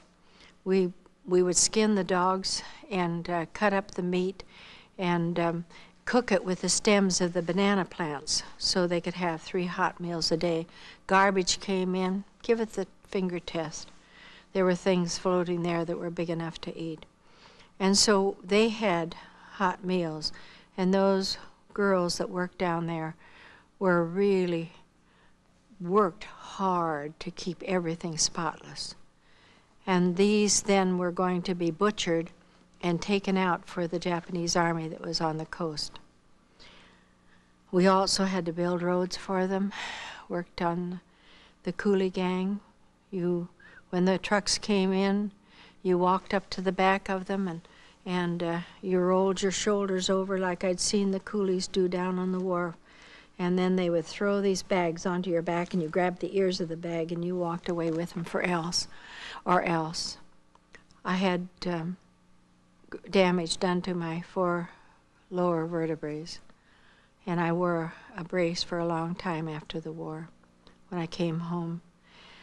It was hard work, and one of the problems was that because of those pigs out there, then we were getting more and more flies, and the flies carried the dysentery from one place to another. They were on your food all the time, and you were all forever brushing away the flies. And we cooked the porridge. If you cooked porridge, you were up at 4 o'clock in the morning to start the fires and cook it. These great big paddles, those were these 35-gallon drums. And if it had been used for kerosene, you didn't have time to let it cook out so that the taste was gone. But one morning, oh, the porridge was so good. Couldn't believe it. Well, I said, well, it's like chicken and rice soup. And everybody was saying, I don't know what they did with it, but this is the best porridge we've ever had. Well, when it got light enough for it to see, a rat tail surfaced. And then there were feathers and the carcass of the bird and the carcass of the rat there. And some of them immediately left there and returned it to Mother Nature. And I said, I've got it here. I'm going to hang on to it. But we never again had rice porridge with the beautiful taste of rat and bird. But it was hard work, and people getting dysentery, more and more of them were down. And they finally made a barracks outside of the barbed wire so that we could have them somewhat separated, because he was afraid that they were infecting everybody else. And it wasn't the flies and it wasn't his pigs that were bringing all the problem to us. But when they were in the last stages, we used to set guards around them to keep the rats off because they smelled the death. And rats would even be found with a child's finger in its mouth sucking the blood, or their toes if it had gotten up against the mosquito net. I hate rats. I said, someday I'm going to write a book on the rat and I. But got into the Darlene Valley, and here we have rats that weigh 30 pounds. But it was a difficult time for us, and we were substituting. Often I did 3 different jobs during a day in order to fill up the quota of work for people that were sick. And this one day I heard Mrs. Joustra there calling for me, and I went out, and she said, Frau Deibler, I'd like to talk to you. And so I said, oh, yes, I said, about the work. I said, I understand. I said, I have 3 other very strong young women in my camp, and I said, we're picking up the work for people that can't report for work. And I said, it is difficult, and it's getting more difficult. And then she stopped and she said, but I didn't really come to talk to you about the work. She said, I came to tell you that word has come. Your husband has been very ill up in the camp in Pari Pari. And I looked at her, and when I saw tears, I grabbed her shoulders. I said, Mrs. Joustra, you don't mean he's gone? She said, yes, he died some 3 months ago. up in the camp in Pari Pari. I turned away from her and I turned to the only one I knew. And I just looked up and I said, God. And immediately he answered me. He said, my child, did I not say to you, when thou passest through the waters, and these are the waters of sorrow, when thou passest through the waters, I would be with you. And I'm here. And he said, through the floods, they will not overflow you, and neither will the fire kindle upon you. And I said, all right, Lord. I said, just help me to restrain my tears, because I said there's so much sorrow in this camp now. I thanked her and I walked away, and I leaned my head against the little ladder that led up to my rack where I slept. I said, God, I've never been through this experience before. I don't really know how to handle it. Then I heard the dead, the living people around me. And so I turned and I said, yes, they need my help. One woman was so sick, she called out, she said, Mevrouw Deibler, I'm sick, I've got to have a basin or something. I grabbed up a basin and I ran to her and held her while she vomited. I could hear little things plinking in the bottom of the basin. And I looked down into it, and it was worms, roundworms. She was so full of roundworms they'd gotten up into her stomach. We had worms of every kind you can imagine, and nobody escaped it. And our children were full of worms. And all we had to give them was some of these little tiny red-hot onions that somebody had in the camp, and we planted them immediately. And we would give them as many as they could eat, because they're very hot. It was very hard with the little children. But to try to get that down, and then we didn't give them anything to eat until after they had had a movement. And that would be just filled with worms of every kind. And even out where we had the toilets, you couldn't even get near the hole because of the maggots that were crawling all around it. So we'd have to get water and wash them out. It was a difficult time. So that afternoon, after we had finished work, the camp commander called me over to his office. And I went in, and he was standing there behind his desk. And he said, Anyonya, he said, you've been such a help to the others. He said, don't lose your smile. And I looked at him and I said, sir, may I speak to you? He said, yes.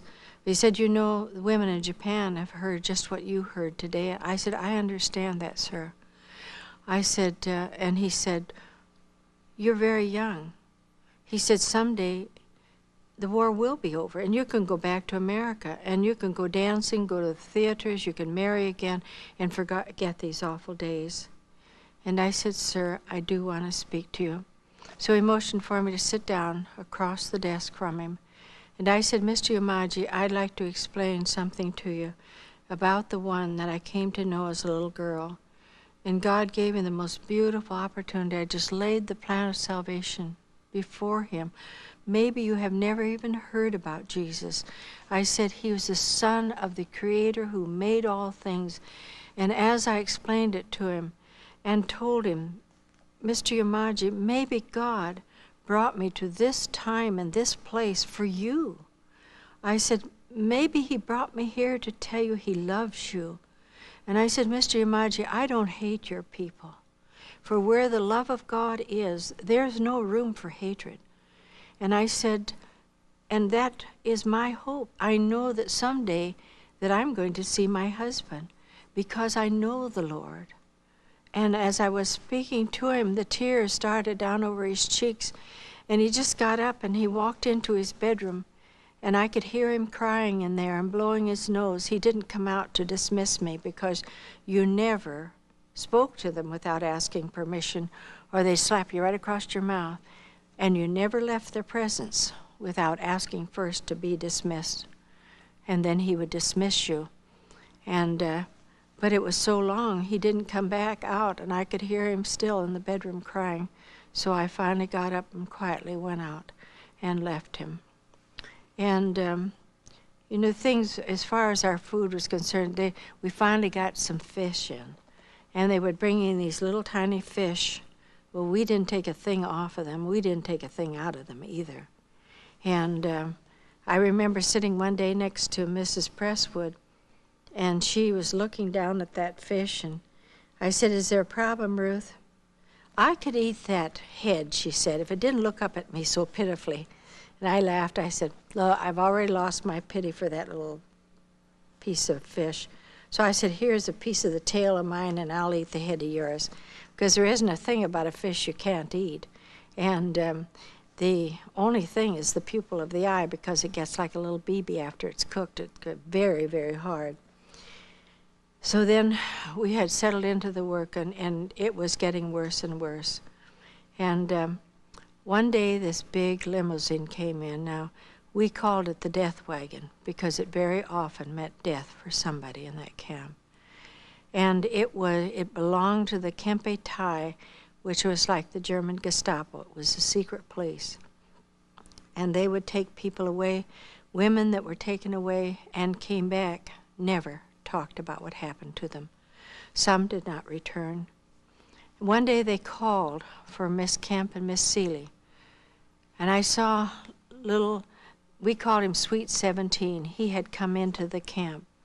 And he was the second in command, because the other second in command was a very ruthless man. And I think that he even got on Mr. Yamaji's nerves. But he was a ruthless, cruel person. And so this little fellow, when he came in, he was just exactly the opposite. And he would always come over and want to shake hands. And especially every day he'd find me somewhere, and he would shake hands with me. But when they finally told me that my husband was dead, he came over and he said, "Nyonya, I am so sorry." And then I realized that that little fellow knew he had been in the camp with my husband when he had passed away. And he knew about it, and he knew that the Kempe Tai said nobody was to tell me anything about his death. And even the Catholic priest didn't dare to tell me when he came down to the camp, because they said, if you do, we'll shoot you. You have no right to tell her. And they expected, I guess, for me to commit harakiri, to kill myself. But this little fellow came running, and he was trying to find Miss Kemp and Miss Seeley. Well, Miss Kemp was in the sewing room because we were making the uniforms for the Japanese. And Miss Seeley was down working in the garden. We raised the vegetables for the Japanese army. And when they brought them back, they didn't even give them a chance to come and get another dress or anything else. They just put them into the big black limousine and took them away. And I'd been working on the road, and I'm telling you, we were just shocked to see these two older women, godly women, my fellow missionaries, being taken away. And we pondered on why they would take them. And we remembered them in prayer every night when we gathered together and asked God to bring them back, because we knew they were innocent of anything that would mean that they'd have to be taken to the Kempe Tai headquarters. And one day I realized the only other American in this camp is one was brought later in from the island of Ambon when it was bombed. And they were in another section of the camp. They had a different camp than ours. And I thought, I'm the only other American here. And when I saw this one big black limousine coming in one day, I was on the road, and I looked at it, and the whisper just went around, Kempe Tai, Kempe Tai. And I stood there watching them. And then I hoped that the doors would open, Miss Kemp and Miss Seeley would be released. But when they didn't, get out of the car, and nothing but officers and soldiers, and they went up into the headquarters, I knew in my heart they'd come for me.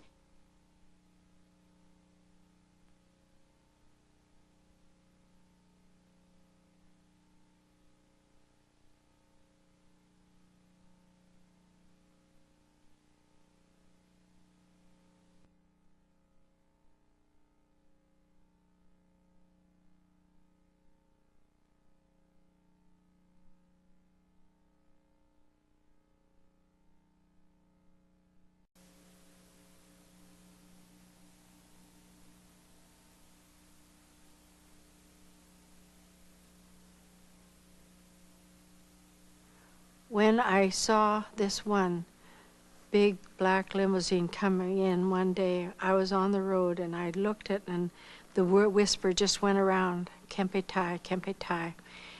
And I stood there watching them. And then I hoped that the doors would open, Miss Kemp and Miss Seeley would be released.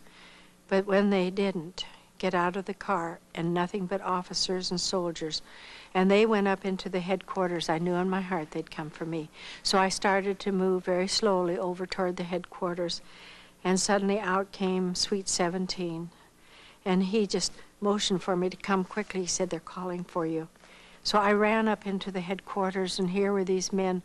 Now, as languages have come easily to me, but I tried my best not to learn anything that I didn't have to learn in Japanese. I had to learn enough for the bed checks at night, for us to stand at attention and to bow, and then to greet him. And I couldn't understand a word they were saying. They were walking around me and laughing to one another. And finally, one of them put a piece of paper down on the desk in front of me. And I looked at it, and I read my name, Darlene Deibler. And he said, "Are you Darlene Deibler?" I said, "Yes, sir, I'm Darlene Deibler," but I didn't write that. He said, "And I didn't ask you if you wrote it." He said, "How much do you know about Morse code?" Well, then he began to tap out things on the desk. I said, "Sir, I do not know anything about Morse code. I have never studied it. If that's what you're tapping out there, I don't know what you're saying, because I do not know Morse code." Oh, he laughed. He said, "Go back and get another dress." He said, "We'll take you. We'll find out how much you know about Morse code." So I ran back to the barracks, and the first thing I grabbed was my Bible, and then another dress. And that day, I had on a dress. I don't know why. God knew that in the afternoon I was to be taken away. He knew why. He had put it in my heart to put on a dress.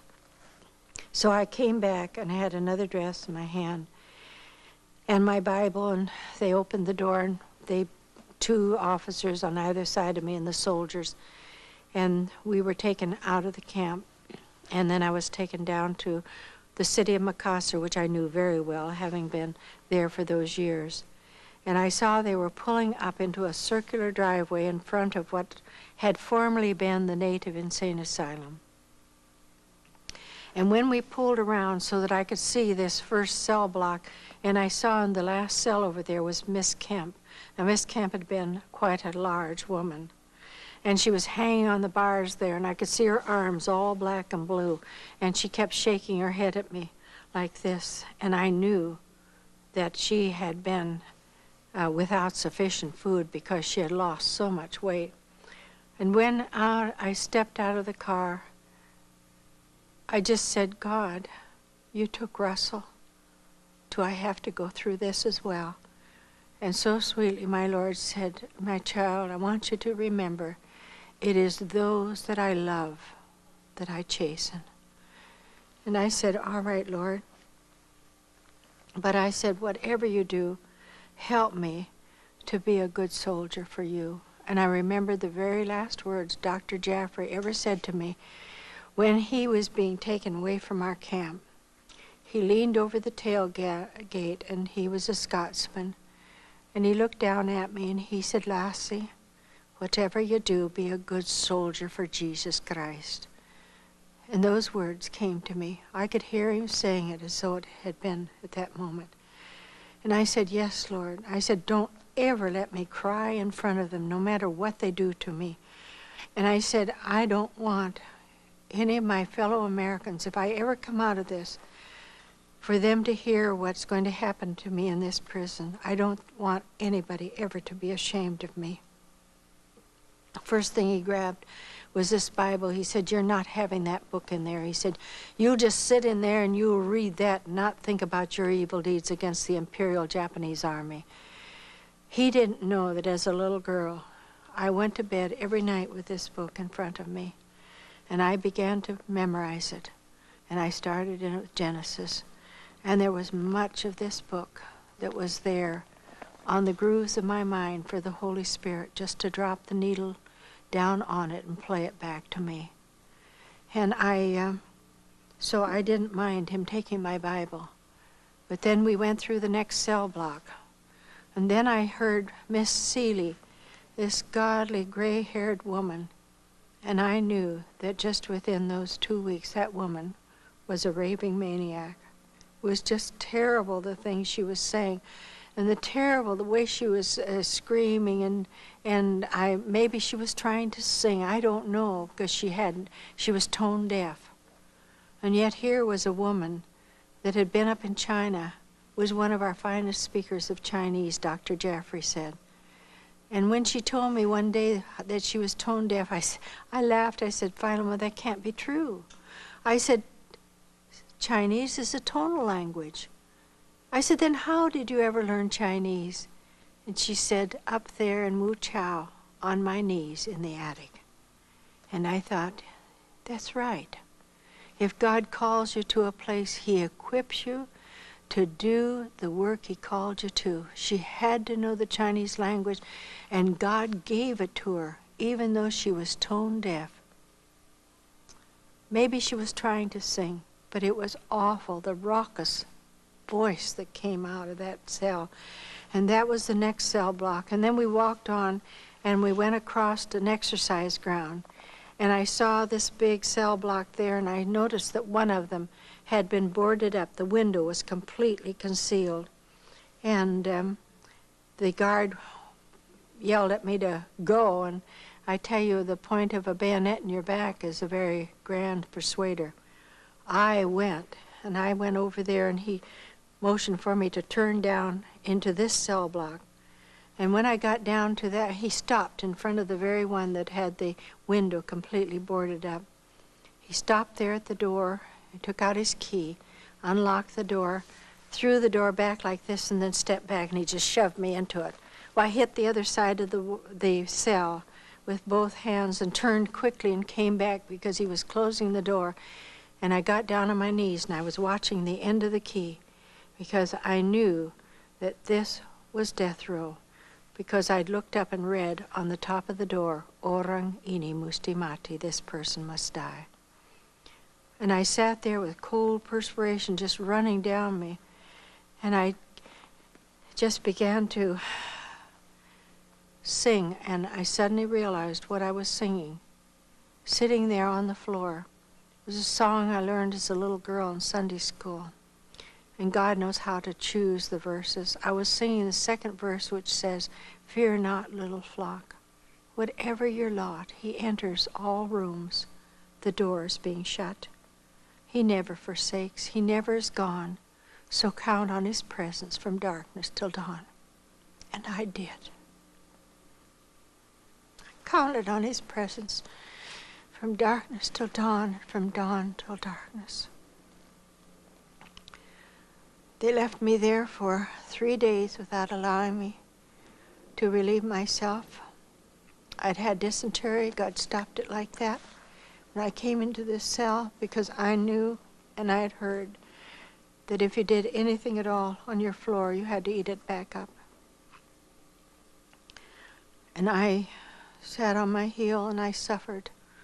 But I went through those days, and only God could have helped me to have made it through those 3 days when finally they came and they took me out to what were the native ablution blocks. When he stopped in front of this one door and he just motioned for me to go into that, and I reached over and I took the handle and I pulled it open, and it just gushed down all over my legs. It was fecal matter from where the prisoners had been using this ablution block. And I just stepped back and I said, God, I said, I have these ulcers on my legs. And just then a young Indonesian who was there rushed up, and he said to the guard, he said, would you like me to carry water and clean that out for you? Not for me, but for you. He just went like that. And that boy ran and he brought back bucket after bucket after bucket of water, and finally you could see the little hole in the floor. And I went in and closed the door. There was no lock on it. And I said, God, please put it on their hearts to give me a tin or something in my cell so that I do not have to come back here again. And when I got back to the cell, late in the afternoon, they brought in a half of a kerosene tin, very crudely cut off. One thing that the Japanese never, ever, evidently knew anything about was toilet paper. But you know, God understands all of our needs. And then they realized that I had dysentery. So they took me off of the plain rice. Now I can handle plain rice with my fingers. I like to eat rice with my fingers. But they put me on porridge. And that first day when they brought it in, the guard would just spin it across the floor to me. He didn't care if it would upset or what happened to it if my rice went on the floor. And I looked at the rice, and because the window was boarded up, there was very little light in the room. It's just the transom above the door. And through the light that was coming in, when I picked that up, I could see the rice. And I had clapped my hands when I saw it first because there was white stuff on there. I was sure it was just fresh grated coconut. And I said, Joy, oh, Joy, somebody out there knows I just love fresh grated coconut. But when the light hit it, it wasn't coconut. It was full of maggots. And I thought, how am I going to manage this? Because there were just dozens and dozens of these big blue bottle flies because of an open tin with dysentery. And there they were, and they were on to my porridge. And I was trying to get them off and shake them off, and I would put it under my dress, and the minute I pulled it out, well, here they were again, and they were right on it. And when I would get some of the maggots up onto the side of the plate there, as a tin plate, then the flies would be on it. And I said, well, if they can eat it, so can I. So I never took another maggot out. And I didn't have a spoon, so I had to make a funnel with my hands, and I'd let it run into my mouth. And I had no way of washing my hands or the plate, and I would lick the plate clean because I needed everything that was on that plate. It was about 2/3 of a cup of rice, and was full of maggots. And that was all I was ever given. I was never given drinking water. And I realized how good it was that I was getting porridge because I was getting some fluid just with that porridge. And I would lick my fingers then, one after the other, and then I'd spit on the palms of my hands to try to get them clean. That's the only way I stayed clean, because in all the months I was there, I was never given water to wash my hands with, and I would spit on my hand and get my face clean. I was never given a bath, only once, and that happened to be that there were 2 women from my barracks that were brought down. They were trying to find some money, and those girls were really beaten badly, and but they didn't want them to know my condition, so they allowed me to go out and have a bath that one day, and that was near the beginning of my time in the secret police prison. But apart from that, I never had anything to wash with. And it was nothing but 2 boards that they put on the floor. And the first morning after I slept on them, I was glad for them at first because it was ceramic tile on the floor, and it gets cold even in the tropics at night. And I had no blanket was ever given to me, and I was so grateful for this dress because it had a complete circular skirt. And so I would wind it around myself when I went to bed at night to keep some warmth. And when I got up the next morning after them bringing in those 2 planks, I thought, oh my, not only do I have the mosquitoes on top of me at night, but I have them coming in underneath those boards. But when I lifted up the board and began to examine them, it was crawling with bed bugs. And so I took out one of my hairpins, and I would flick them out onto the floor and kill them as they ran across the floor. And then I had to spit on the floor and wipe it up with my dress in order to get that blood off of there. I'd learned my lesson well. He came in one day. I had gone around the walls and killed all these mosquitoes that were full of my blood. And when he saw that blood on that wall, he was so angry with me. He said, I am just going over to this place. When I'm back, I want to see every drop of blood off of that wall. So I went around quickly, and I was frightened, and I took my fingernail, and I would scratch that off the wall, and then I got down to the quick, and so I took this one, and I used my fingers until they were down to the quick, and they began to bleed. Then I had to start with the next one. But I got it all off, but all my fingernails were gone down to the quick and they were bleeding. So I would have to spit on the floor and get that blood off of the floor from all these bed bugs. And I'd then blow the little bodies out toward the door and blow it out underneath and hope that the wind would come and get them away from the door before the guard came again. And then I was called for the hearings. I don't know what you've heard about hearings, but I know what brainwashing is. And I understand what it is to be brutalized. My eyes were blacked because of them striking me between my eyes. And I didn't realize there were so many nerves there. And they used judo chops on me. I thought many times they were going to break my neck. And this I know, that with God, you can stand tremendous pain. And I had asked the Lord never to let me cry before them. So when I went into that hearing room, I stood tall. And I sat down there, and I never cried no matter what they did. But when I got back to the cell, I'll be honest with you, I wept buckets of tears. I just throw myself out on the floor and I say, God, I can't go through another one of those. I really can't. And I would cry and cry. And when I had no more tears to cry, my Lord would say, my child. And I'd sit up and I'd say, yes, Lord. He would say, you know, my grace is sufficient for you. Not that it has been, and not that it's going to be, but right now it is. And I would dry my tears. And then I realized why the Lord had laid it on my heart to memorize a poem by Annie Johnson Flint, that woman that suffered so badly from rheumatoid arthritis all her life.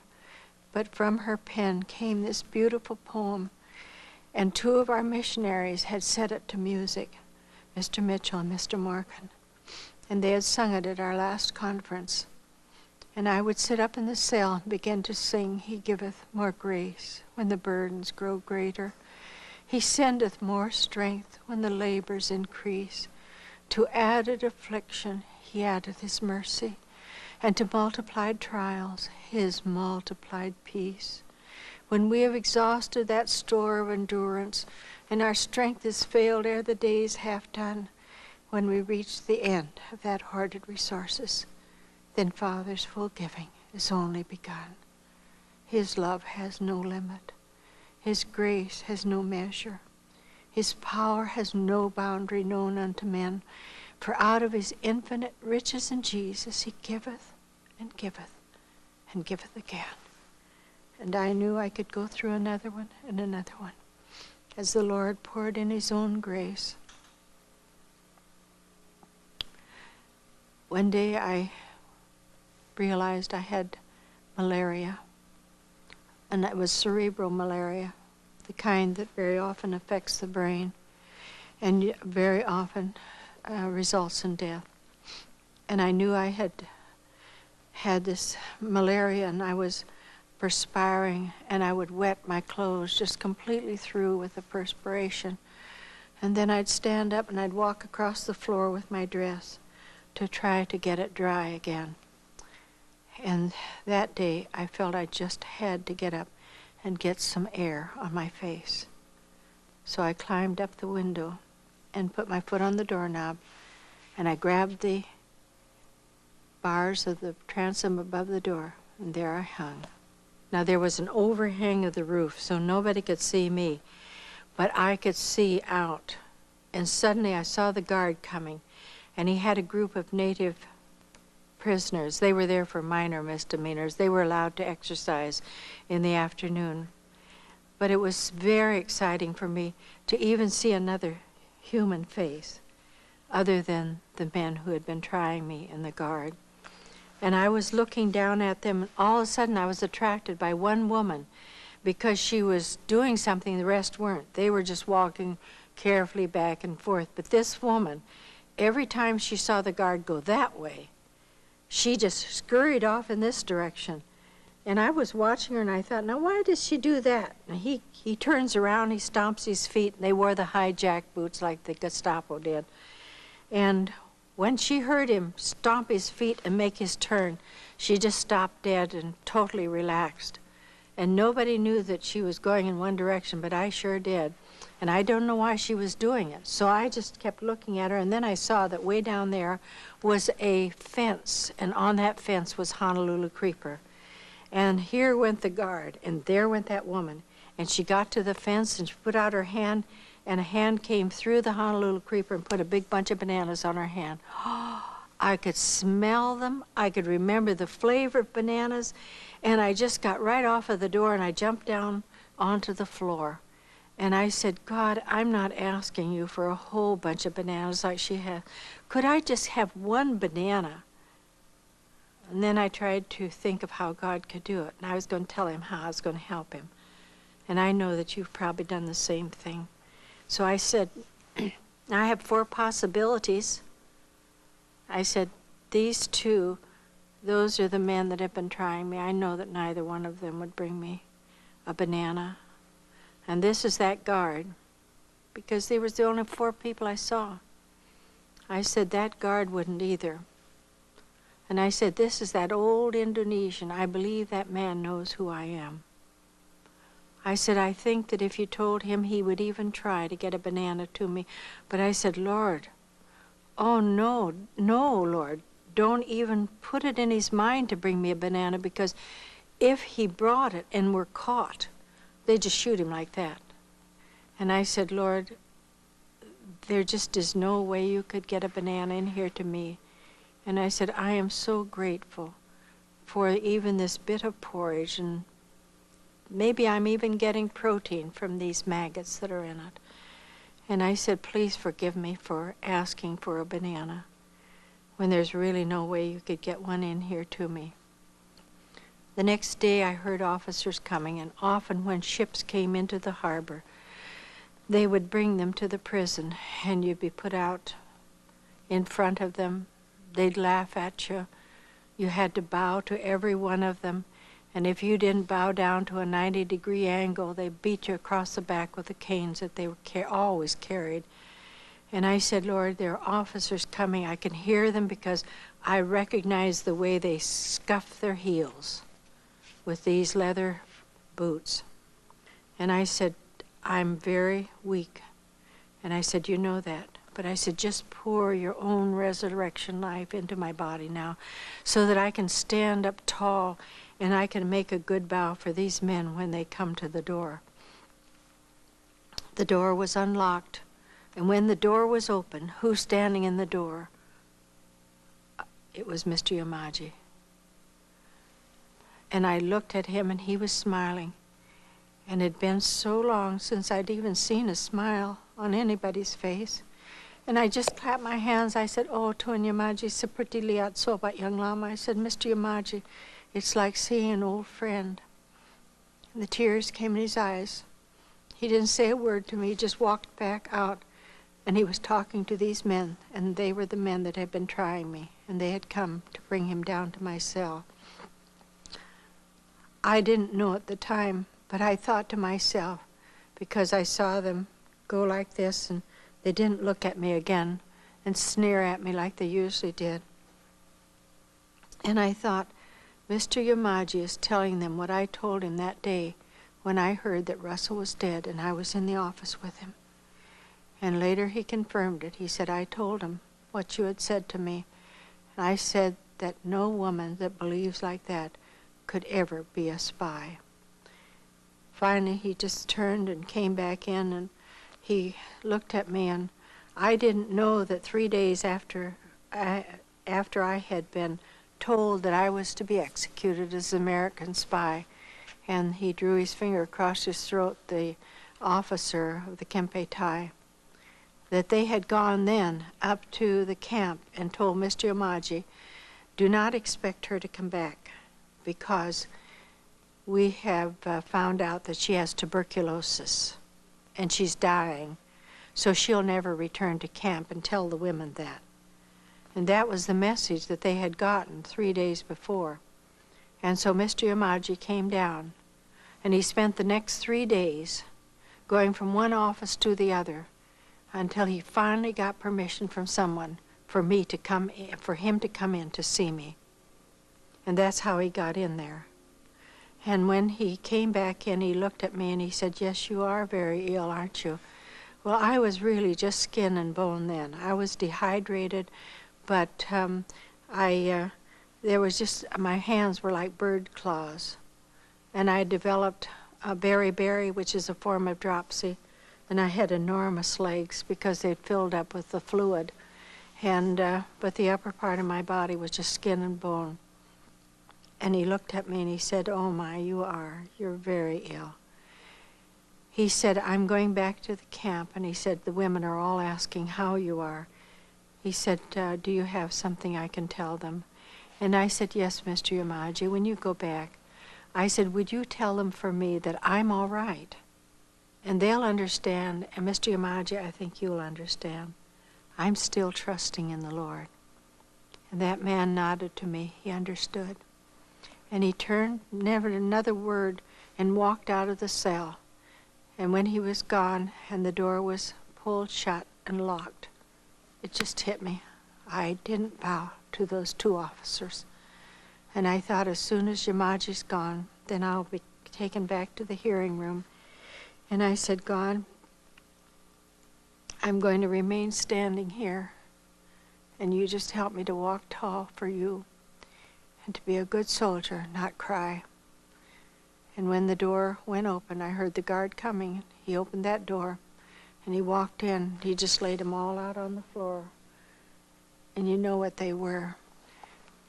They were bananas. He said, they're all yours, and they're all from Mr. Yamaji. I don't know what you would have done.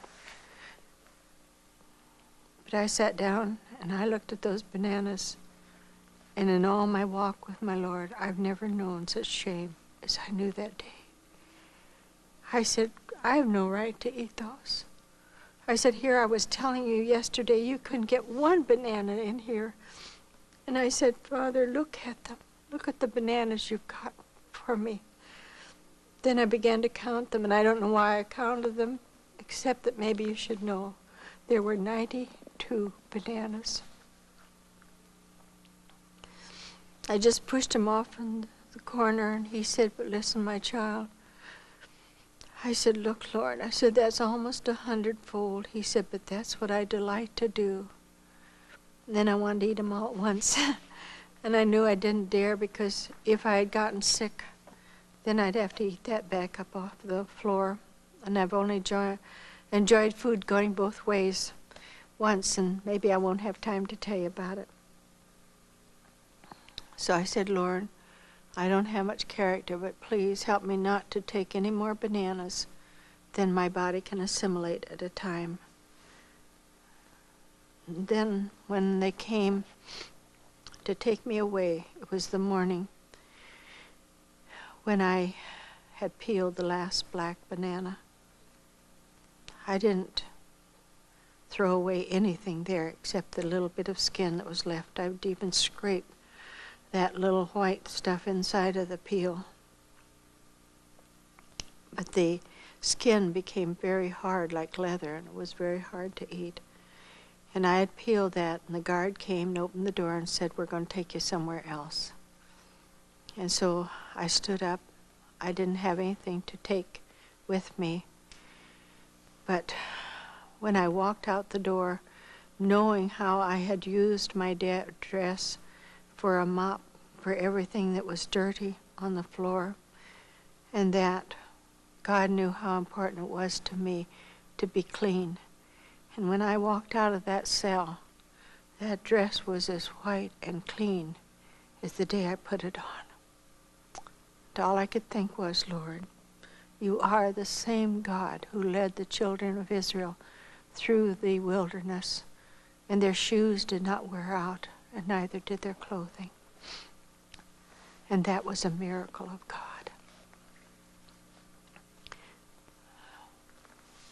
When we got to the road to go back to our camp, we didn't turn to the left. We turned to the right, went right up to the headquarters where the executions took place. God had been speaking to me for 2 or 3 days, and just 3 phrases of a verse in Corinthians that says, who delivered and doth deliver, he will yet deliver. Only those 3 phrases. And I would say to him, Lord, I know you have delivered me from the law of sin and death, and I'm free. I'm free. And he would say, who delivered and doth deliver, he will yet deliver. I'd say, God, how could you ever get me out of this prison? And he'd come right back, who delivered and doth deliver, he will yet deliver. So I thought, maybe I am going to be taken back to the camp. But we didn't turn to go to the camp. We turned to go to the place of execution. Miss Kemp and Miss Seeley were with me. They had to sign a paper, write it out. And Miss Seeley, whose mind was gone, was not able to do anything. And Miss Kemp said, I couldn't write it. And I could see she was just black and blue all over her arms and her legs where they were underneath her dress. I could see they had been beaten too. And when we got her back to the hospital, she was black and blue from her shoulders to her wrists, from her waist to her knees. They had beaten her to try to get her to write out a confession that I had been doing spy work so they wouldn't have to try me. And she said, I would say, no, I know she's never been a spy. No, I know she's never had a radio. And this was what they were accusing me of. They said that there was a Chinese who'd seen me in the jungle having contact with the Allies. Nothing you said could have changed their minds. They had to have someone as a victim. And so then I wrote it for her. She said, Darlene, please write it. I couldn't write it. So I went over and I wrote as he dictated it to me, that we are very, very thankful for the Japanese, that they have forgiven us for our terrible deeds against the Imperial Japanese Army. And then they had to come over, and both of them, their thumbs were taken and put on the black pad, and they had to put their thumbprint on that. And then he reached over and grabbed my hand, and he put my thumb into the ink and onto that, as though I were confessing to having done things against the Imperial Japanese Army. Well, they gave us the last meal. I don't know why they ever bothered to give the last meal, but it was the most beautiful rice I'd seen in years. And there was just plain rice, and then there was a piece of pumpkin.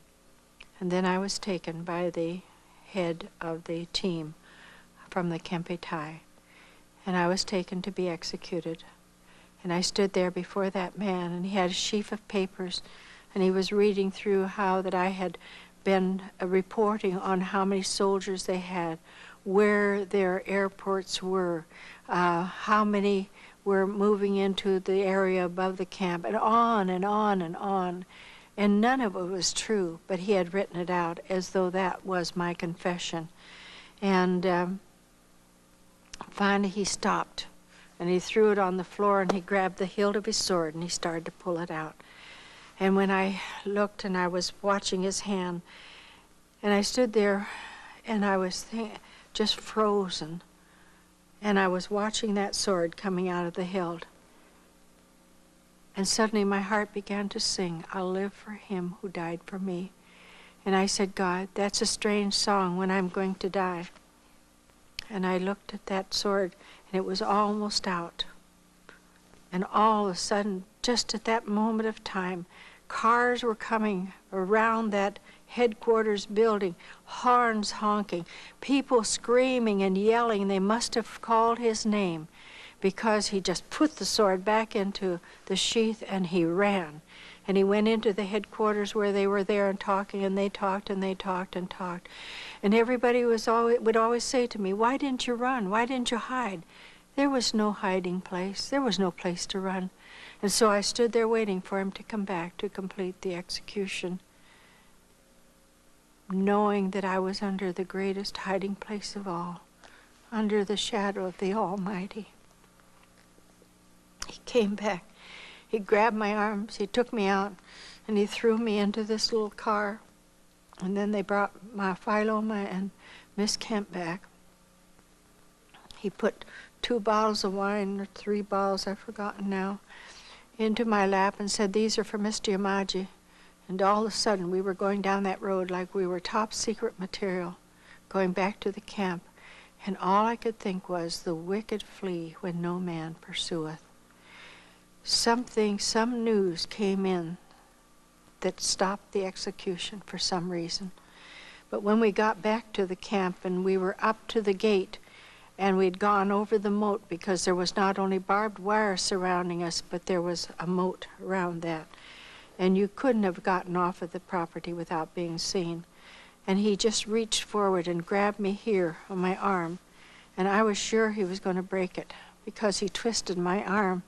And I bit through my lower lip trying to keep from screaming. And he said, if you ever tell anybody anything that happened to you, I'll get you the next time and you'll never come out. And fear came over me. We pulled up in front of the headquarters, and they just got out and went inside. So I got out with Margaret Kemp and Miss Seeley, and I motioned for people to come and get them and take them to the hospital.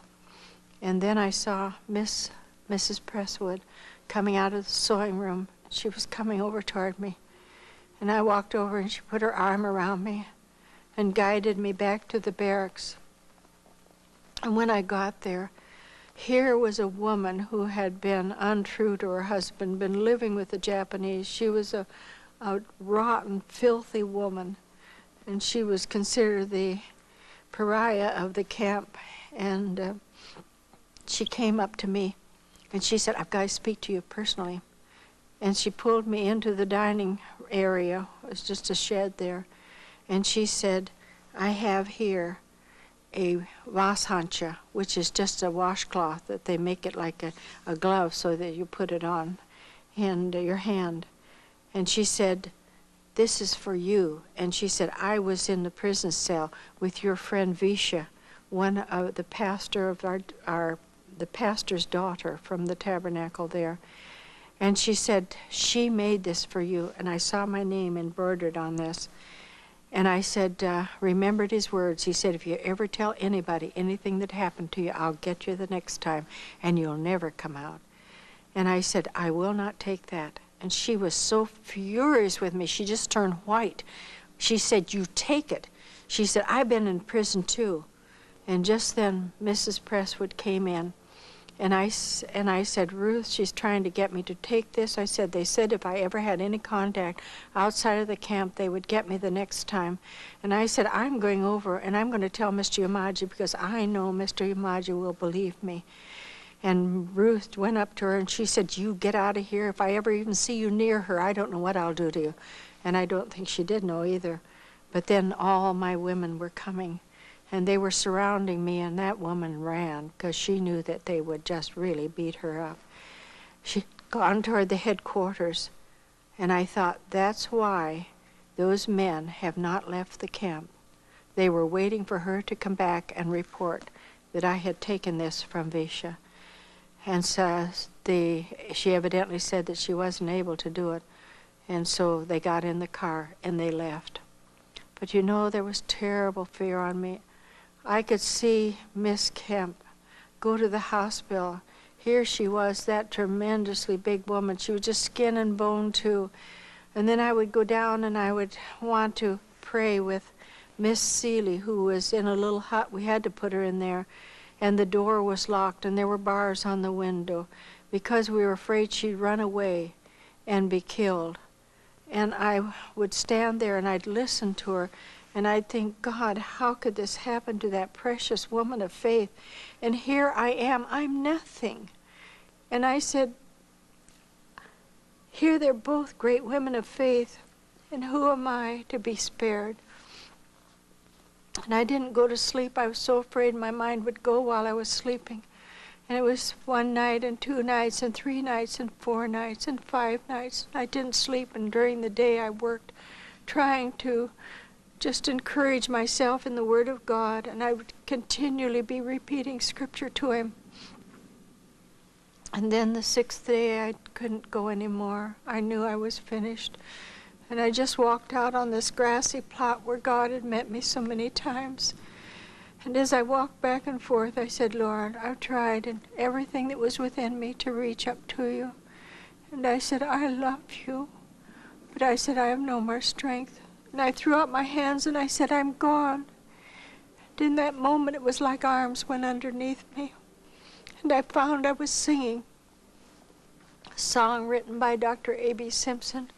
Underneath thee, oh, how precious, you have not to mount on high, but to rest upon my promise, and in trustful resting lie. And I saw it. That's what he wanted me to do, is trust him wholly, because he's wholly trustworthy.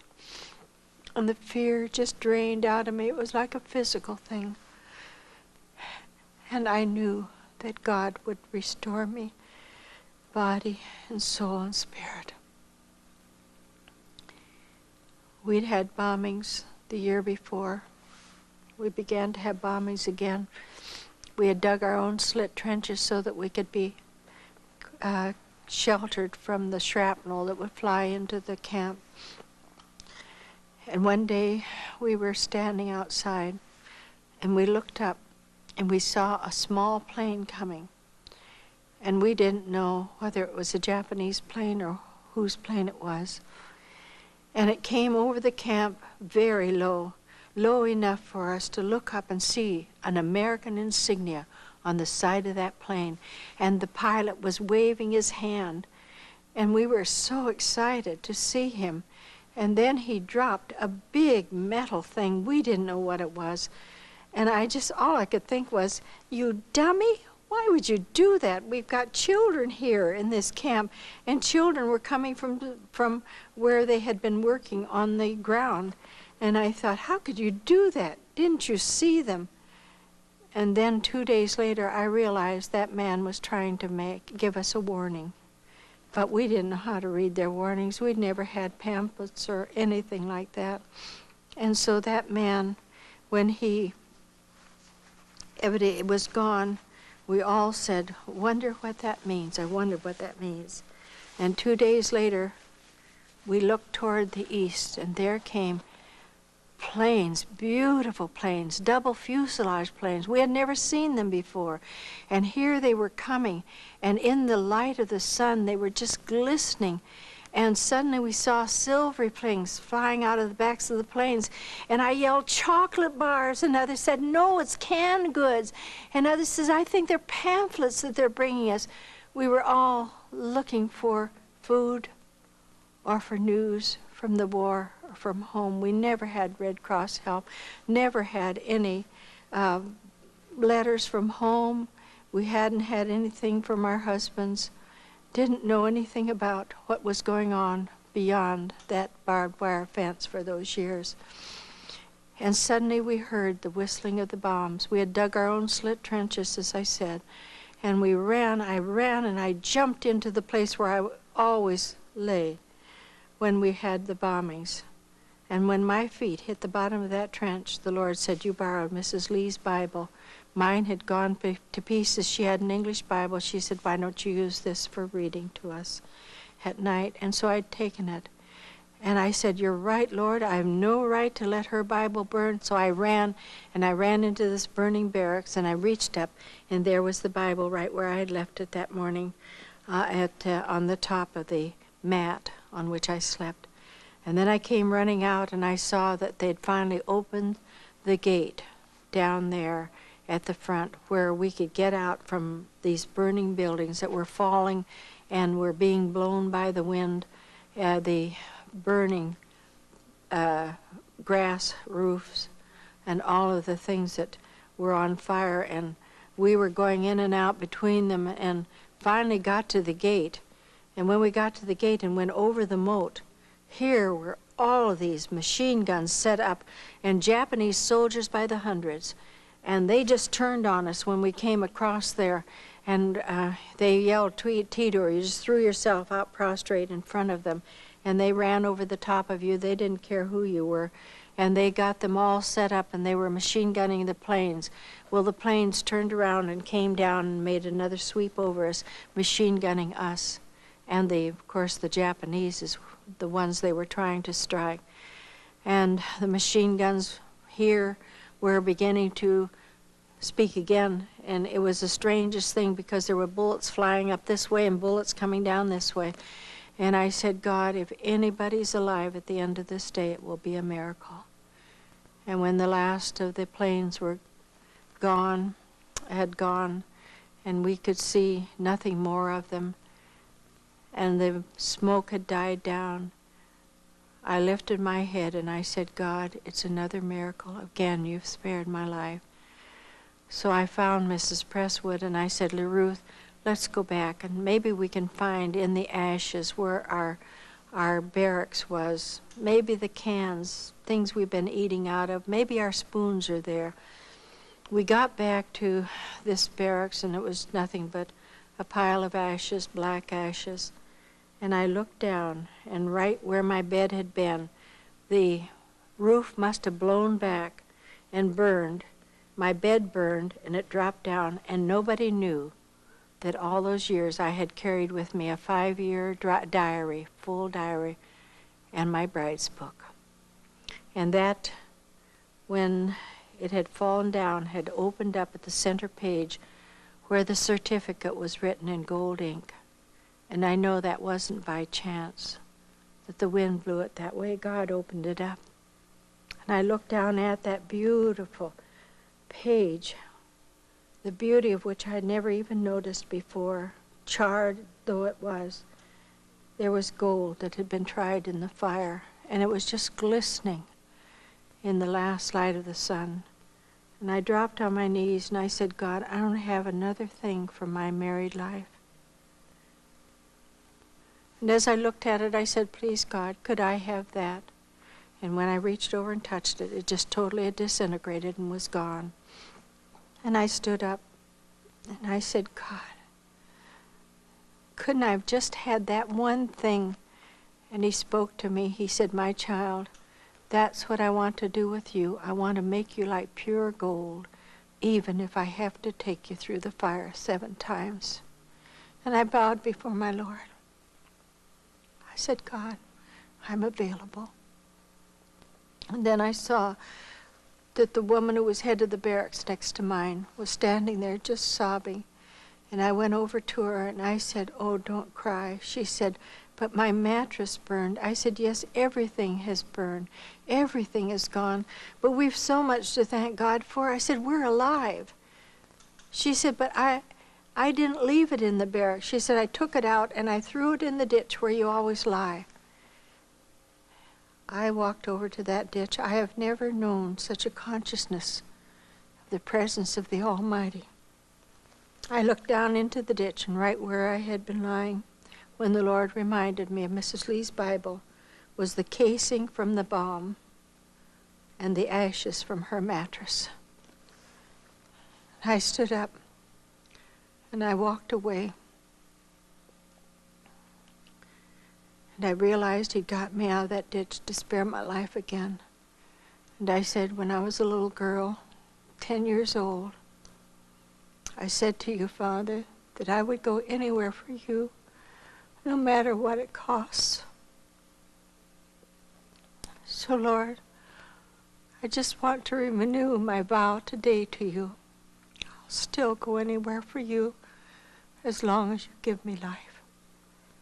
And I'll not count the cost anymore. The Japanese must have known that a bombing was planned on our camp. They had to destroy the workforce for the Japanese. And so they had made some just crude shelters up in the jungle. So they herded us up there. And one of our boys had been struck by a bomb when he was lying in one of those ditches. It had gone through the buttocks and came out, and it just severed the leg. And they had taken him away. And the camp commander called me over and said, I want you to tell Mrs. Paul that they've taken Freddie away. And it was rather late when I came back. And as I told you, I always close the day with prayer with my people. And when I got in there, it just seemed like everybody was asleep, and you wondered how you could ever sleep because the mosquitoes were there just in swarms. And it was cold and damp. And we were sleeping just on the floor. None of us had any blankets. Nobody had any towels. We had nothing. And I just slipped in very quietly. And I thought, well, I will just lie down and we'll pray in the morning together. And then that night we had a night raid. And so everybody had to get outside, and I tried to help them to get to the door, and especially those with children, so that they would not lose their way. And we had to just feel to where the trees were in the jungle around us, and trying to find a place to, because the alarm went off that there was an air raid coming. And the next, after we got back into the barracks and the all clear had been sounded, and we were there, and I heard the women down at the end of the barracks there talking. And finally one of them said, Mevrouw Deibler, are you still awake? And I said, yes, I am. They said, we've been talking about it. You know, every time you've prayed, we have always escaped having a night bombing. Would you, no matter what time it is you come in, wake us up so that we can pray together, because when you pray, God spares us the bombings. And so I told them I would. And from that time on, when I would come back and we would pray, Lord, no night bombings, we never had a night bombing. It was frightening, it was terrifying to the children. And then one day we were all called over to this open space where the camp had been. And the camp commander and the second in command were all in dress uniform. And they had the burial of the boy who had been killed. I had stayed up that night when the body was brought in because he'd called me. And I stayed there with Freddie until the next day when he could be buried along with the others who had been killed in the bombing. And they were paying tribute to those that were lost because of the bombing of the Allies. And then it was only a few days after that when we were called over again, and we were told that the Hirohito, the emperor, had signed that they would have complete surrender. The war is over, he said. I've seen pictures of the celebrations they had in your big cities. I saw one from San Francisco, another one from New York. All the confetti that was coming down, people laughing, people drinking with bottles in their hands and kissing whoever. But it wasn't like that in our camp. It was just a quiet walking with tears in our eyes to one another and saying, thank you for being such a friend to me in these days. And that was our celebration. But everybody was saying, oh, thank God it's over. And I think the angels stopped singing in heaven when they heard from 1,600 voices saying, thank God. The war is over. We knew that many would be leaving graves behind them. And then the Allies came, and the army of occupation was the Australians. And because the interpreter that they had, who was Japanese, was not very good, they sent for me and asked if I would interpret for them. And so I would go down, and I was interpreter for the Japanese, the Dutch, and the Australians, and the Indonesians.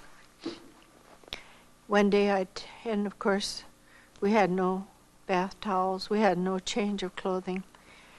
And I had just had my bath with my clothes on and was walking in the sun to try to get them dry. And I went up and sat on the edge of this shack that we were staying in, sleeping in at night. And I sat down there, and all of a sudden I looked down the road, and there came somebody in a beautiful white uniform. And I could see his shoes had been polished until the sun shone on them, and it was a beautiful sight. And I said, "Oh, I haven't seen such all-togetherness in years." And he kept coming. And then he stopped with a group of Dutch women that were there. He must have asked where the American girl was. And so they pointed to me, and they were pointing like this, and then they all waved at me, and I waved at them, and he kept coming on. And when he got up there and stood in front of me, he just looked down. I was still sitting, and he looked down at my feet. Of course, they were bare. He said, "Don't you have any shoes?" I thought, shoes? I said, shoes? Who worries about shoes? I said, it's good to walk in your bare feet. Makes them strong. Then he looked at me. He said, "Are you an American girl?" I knew he'd never seen one that looked quite like I did. And I stood up just as tall as I'd ever stood before those Japanese, and I said to him, "Yes, sir, I am an American." And he said, and then I looked in his face, and I saw that it was empathy there, and not anger, not at me, but at what the Japanese had done to me in those years. And he said, "I'm sorry. I should have introduced myself." He said, "I am Tom Sawyer, and I'm with the American Navy, and I'm from Los Angeles, California." And it was just on the tip of my tongue to say, "Sure, and I'm Becky Thatcher." But I didn't know but what he might have been teased about his name before, so I put it back in. And I said, "And I'm Darlene Deibler, and I'm from Boone, Iowa in America." He said, "What do you need?" I said, "Food for our children." He said, "We're going to make a free drop to you tomorrow. Is there any place?" So I showed him the rice field down below us there. And I said, "I know that Mr. Yamaji will give me white cloth to mark it out for you, and they will help me do it." And I said, "You've got a good fly in and a good fly out on this side." And so the next day they did come, and they dropped all kinds of food to us in 5-gallon friction-type lid cans. And so one of them dropped down, and the force of it caused all the things inside to just explode out. And after the planes had gone over, this little boy saw his mother start toward that, and he almost died of fright. He was just screaming. He said, "Mother, not that one, not that one, not that." And she was going to pick up another one that still had the lid on. He said, "Mother, it hasn't exploded yet." It may seem funny to some people, but it wasn't to us. Here was a little boy, all he knew was war. He didn't even recognize a tin with food in it from a bomb that exploded. I went over and picked him up, and I said, "It's all right, Barucha." And I told his older brother, "Go and get a can just like that one, and then open it up in front of Barucha so that he could see that there was food inside of it." And then I walked over to start picking up some of the things, and I saw a tin of sweetened condensed milk that had hit the ground and had burst open. And I thought, my, that is a terrible waste of sweetened condensed milk. And I grabbed it up and I let it run into my hand, and I was lapping it up. And that's the only time I ever enjoyed food going both ways, both down and up, because it wasn't but minutes later that I was behind a tree, bringing it up and giving it back to Mother Nature. But our bodies were not accustomed to a lot of food, so we had to be very careful the amount of food that we ate.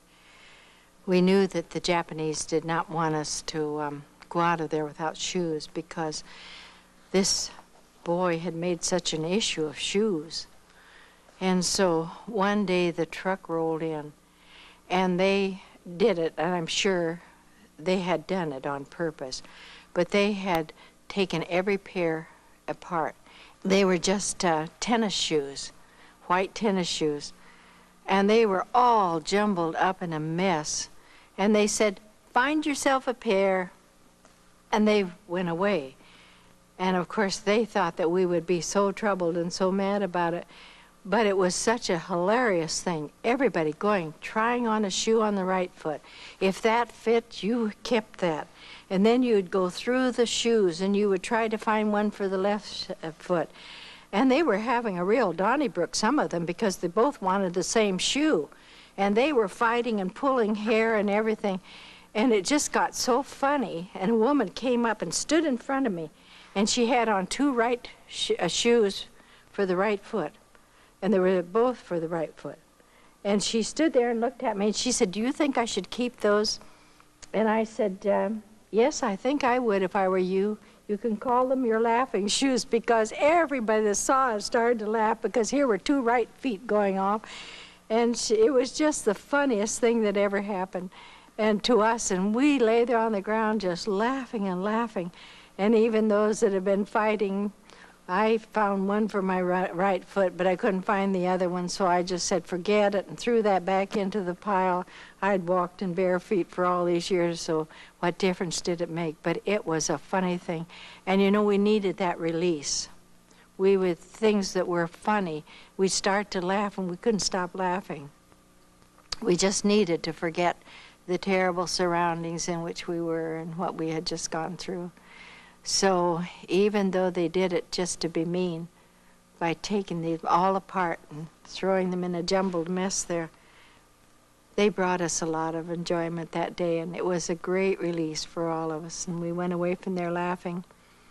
And every shoe was gone, but a lot of them didn't have the right ones, and it was very funny. But God provides those little things along the way. And they brought in some dresses, but those dresses that were made for us were the most beautiful, soft colors. But once they got dirty, you didn't dare to wear them again. We had no slips, and they looked like a bunch of spiders going around in a colorful web.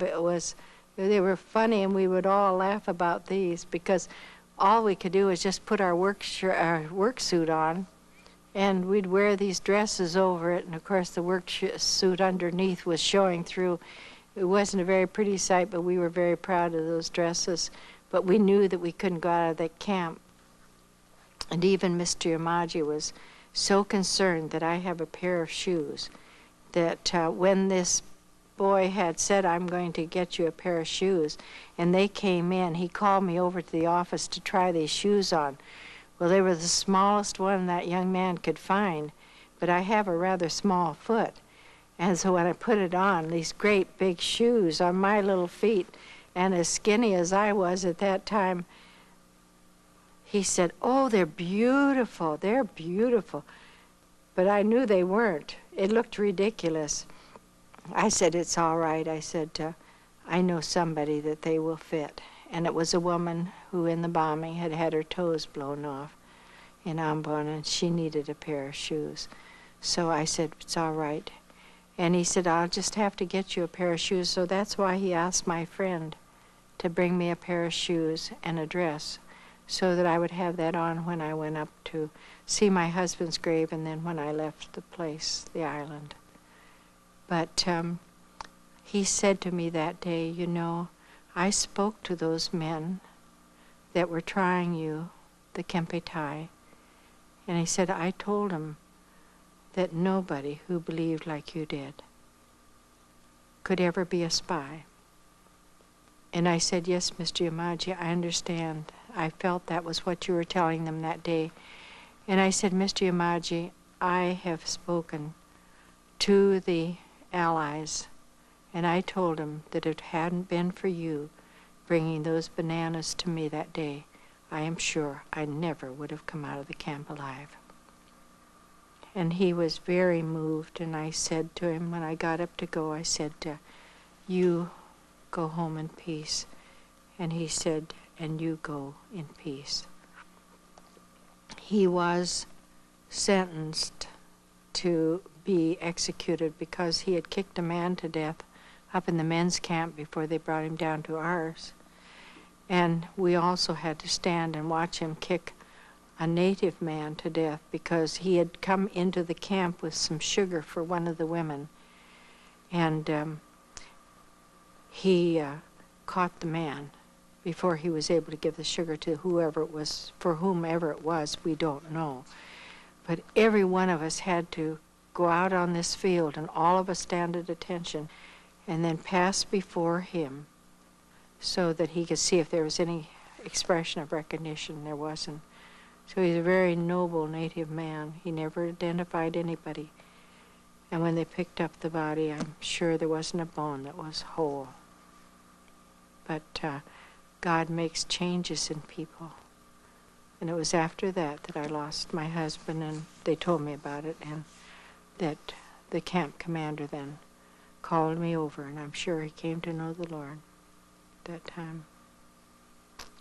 And then this, they said, we're going to take you out with the last plane load. We're not supposed to move any women or children, but if you want to go, we'll take you. And I said, well, one of the ladies I don't think will come because she has had a mental break in the prison when we were down there. And but I said, I think Miss Kemp will come with me. But I said, I want to see my husband's grave first. And so Mr. Yamaji, he told me that he would get a truck for me, and he said, and you go up and see your husband's grave. And I did, and it was the most amazing thing because the men that were up there, the men that were not with the military, were still in this camp, and some of them that had wives in our camp had been brought down to Makassar, and the wives were taken out to be with them. But these men that were there, oh, just like cadavers. You couldn't believe the condition those men were in.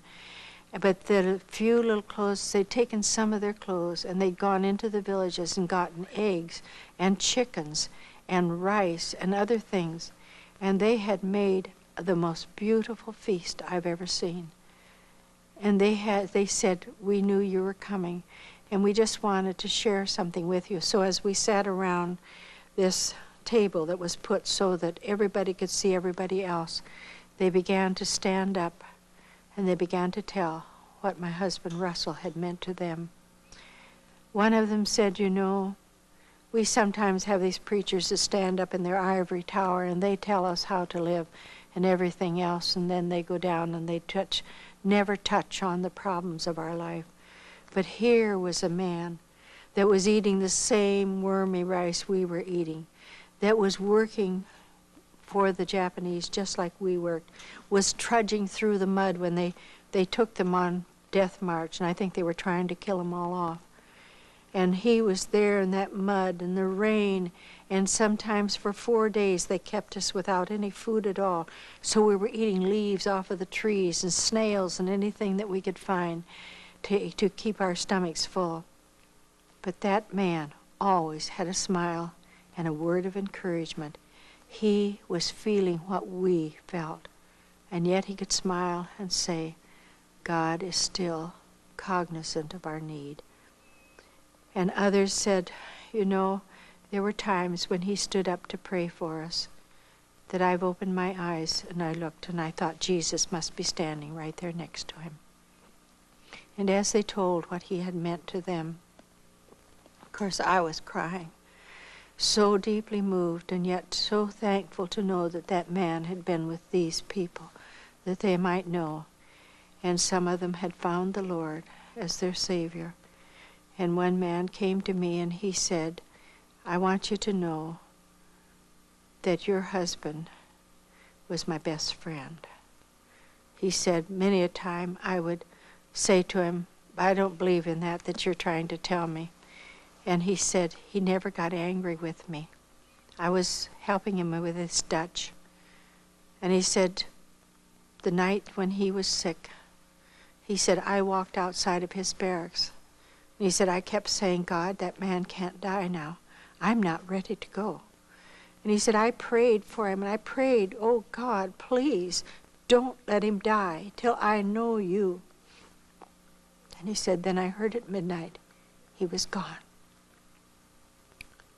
He said, so the day we took him out, the next day, and we buried him, he said, I stood at the grave and I said, if I'm ever going to see my friend, I've got to know you, Father.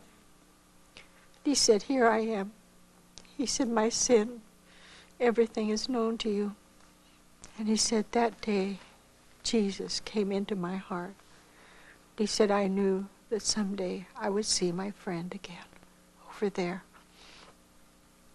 It was the most moving thing I've ever been in. And then I stood up and I thanked them. And I said, I know that this feast was not per se for me, but you were trying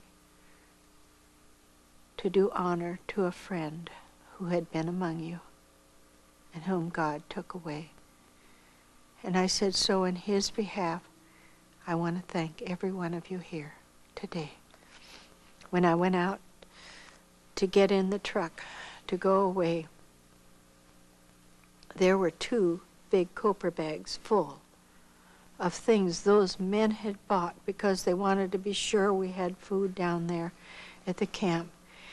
And when I finally got into Makassar, here was the Japanese chaplain. And he said, I want to talk to you.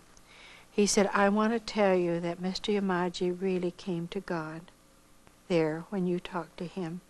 And he said, he's been down here many times, and I've been teaching him from the Word of God. And he said, he's a real believer. And I said to the man, you know, if it were just that one man, it was worth everything that I went through, that man might know Jesus Christ as his Savior. We put such a small worth on the soul of a man, and it was worth that much for Jesus to come and die for people like him and me. And so when I got in the house, because Mr. Presswood was the only man that had survived, he said Dr. Jaffrey died 1 month before peace was signed. And so when I opened up these bags, we had, some people have wall-to-wall carpeting. I had wall-to-wall bananas, because from the door over there, clear in this big room, clear to the other end of it, here were hands of bananas. And Mrs. Presswood said, my word, I have never seen so many bananas in my life. And then the boys sent word to say that the next day I would be going out, because that would be the last plane load. So I went down to the beach, and the plane was out there in the water, and the boat came in to get me. The boys had all gotten aboard. And when I got in the boat, all I could see was that wooden cross up there on the hillside, that with Dr. Jaffrey's cross over his grave, and knew how very quickly the jungle would grow in and they would be lost. And I said, God, I don't know if I will ever come back to this place again. I said, everything that's been so precious to me is gone, and I'm going home in borrowed clothes. And as I got in and they started to roll off, row the boat out, I suddenly heard the sound of running feet, and I thought, I'm not going to look back. Not going to look back. I knew who it was. But I did. I turned around and looked at him, and here were these beautiful brown-skinned people, my friends, those that loved me and whom I loved so much. They were waving, and they were saying, Slamat Jal, and a peaceful journey. And then when they started to sing, God be with you till we meet again, there was no more bitterness, no more question in my life. I said, you stay in peace. Someday I will come home again. The boys helped us around the machine gun mounts in the back of the plane, and then the plane took off. And we went first to Balikpapan in Borneo, and they put us in a hospital. And it was a very interesting experience for us because we had never seen so much of cleanliness. And here were these girls there that were in the hospital, and they had pretty nighties with lace on them. And they said, what would you like to have? Would you like a cup of tea or would you want a bath? Oh, we said, could we have a bath? Because we had been having difficulty getting enough water out of those wells and having our bath and then just not even having anything to dry off with. And they said, well, of course, you may have a bath. And we went in there and we had hot water in the showers. And we bathed and and there was soap there. And I said, Margaret, I said, and there's soap. And she said, yes, have you smelled it? She said, it smells so good. And we were soaping in, and then we'd rinse, and we'd soap in some more, and we'd rinse. And we washed our hair. And I don't know how long. It must have been more than an hour we were in there. And I said, I know my hair now is clean because it's squeaking. And she said, oh, and the smell of that soap. And so finally we heard a knock on the door, and a voice said, girls, tea is ready. So, and you may have another shower afterwards if you liked. And so I whispered to Margaret when we came out of the stalls there, we had dried off and had put our clothes on. And I said, who would ever want a cup of tea when you can have a shower? And didn't realize that this was an Australian camp, and that's what you call the evening meal, tea. So we went in there and we looked down, and there were knives and forks on the table. And they brought in Welsh rarebit. And Margaret looked at me and I looked at her because we'd been using nothing but spoons. And we saw them take up their fork with this hand and the knife, and they cut every bite and then put it in their mouth with their fork, and then they cut the next bite. And she looked at me and I just said, wing it. And so we pretended like we'd been doing this all those years, and we got through the Welsh rarebit. And then they went in and they said, well, you sleep in these two beds over here. I was looking across at the girls over there, and all of them were watching us, and they were wondering if we weren't going to get in bed. And so I said to Margaret, whispered to Margaret, we'll just sit on the side of our bed and we'll read our Bibles till they turn the lights out, and then we can get into bed with our clothes on. And we read, and the lights didn't go out, and we read some more, and they didn't go out. Finally, the girl was in bed up there, and she had on such a pretty nightie, and she came down and she said, don't you girls have any night clothes? I said, oh no. I said, but we're used to sleeping in our clothes because we always do, and then we're ready for work the next day. And the tears in her eyes, she said, not tonight. And she got the head nurse, and she said, you got to get some nightgowns for these girls. And so she went out to the PX, and that was closed. So she went clear across to the men's camp and said, need 2 pair of pajamas. And so they gave them to them and said, for these POWs that have just come in, we were the last camp that was ever found. And when they brought them back, I was so moved at their concern. And then I always laugh about things. So I took these pajamas that they had gone so far to get for us, and I put the pants on. They were this tall unit of Australians you may have heard about that are over 6 feet tall. And I pulled the pants up here, and I said, well, I don't really need the top.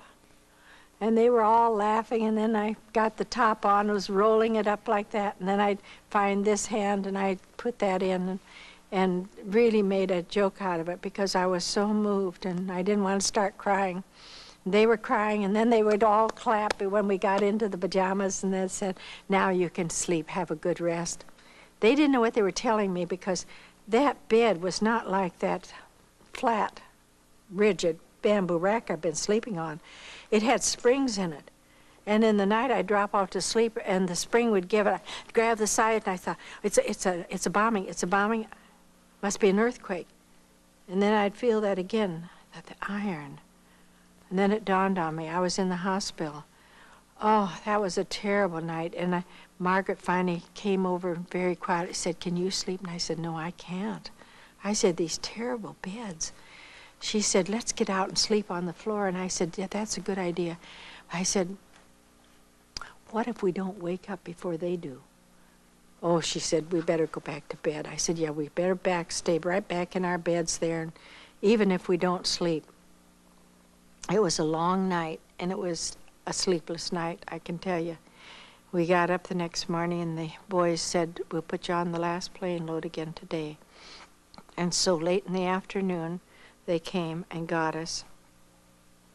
And they said, "Be ready for the last flight tomorrow morning." So we went back, and we had a night there. And then we went on up to Palawan Island. I'll never forget my feeling when I flew over that great cemetery there on the island. All those white stones to mark the graves of the men that didn't make it. Boys, young men who had died that people like me might be free.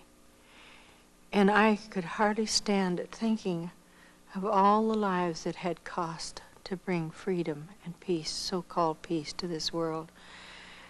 And the boys then helped us over the machine gun mounts and helped us down onto because we landed on the beach.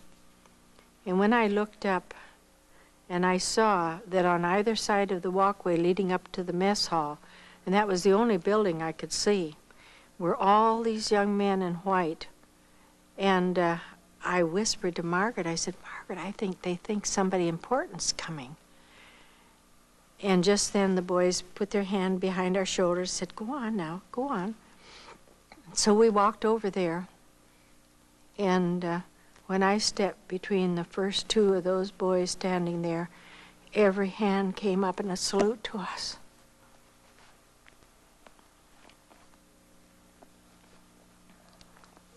We were the last camp, the last girls to be liberated. We got up into the mess hall, and the band struck up the Star-Spangled Banner, and then somebody unfurled "Old Glory" in the center of the hall, and I just fell apart, and I sobbed, and I sobbed. And they were all coming up and patting us and said, "Please don't cry, it's all over, you're free now." Finally I was able to say to them, "But you don't know how many years I thought I'll never see that flag again, and I'll never hear that beautiful song, Star-Spangled Banner." And then they wanted everybody to give us something. And because of our condition, I had only weighed 60 pounds when I came off death row. And because of my condition, they looked at me and they just felt they had to give us food.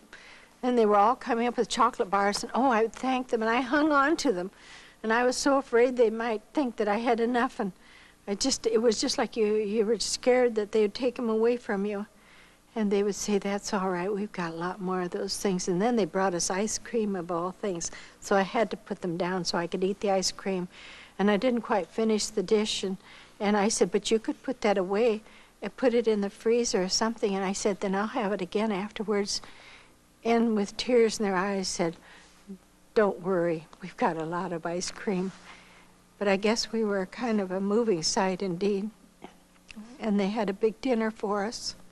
We sat at the head table. And we thanked them for all that they had done for us to bring us this far. And to know that they were the boys that had done the bringing of food to the camp for the babies and for the rest of us. And as we got ready to go to bed that night, I whispered to Margaret, "You know, Margaret, I think they really did know that two very important people were coming in. They were daughters of the King of Kings and Lord of Lords."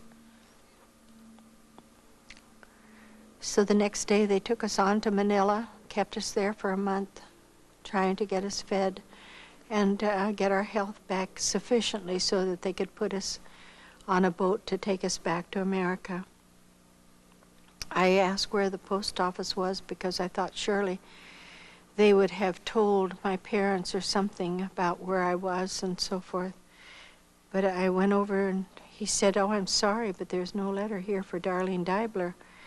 And I went back the next day and he said, "No, I don't have anything today either." And then about the third or fourth time, I just said, and no mail today for Darlene Deibler. And he just leaned across the desk and he said, "Boy, I don't know why somebody wouldn't write to you."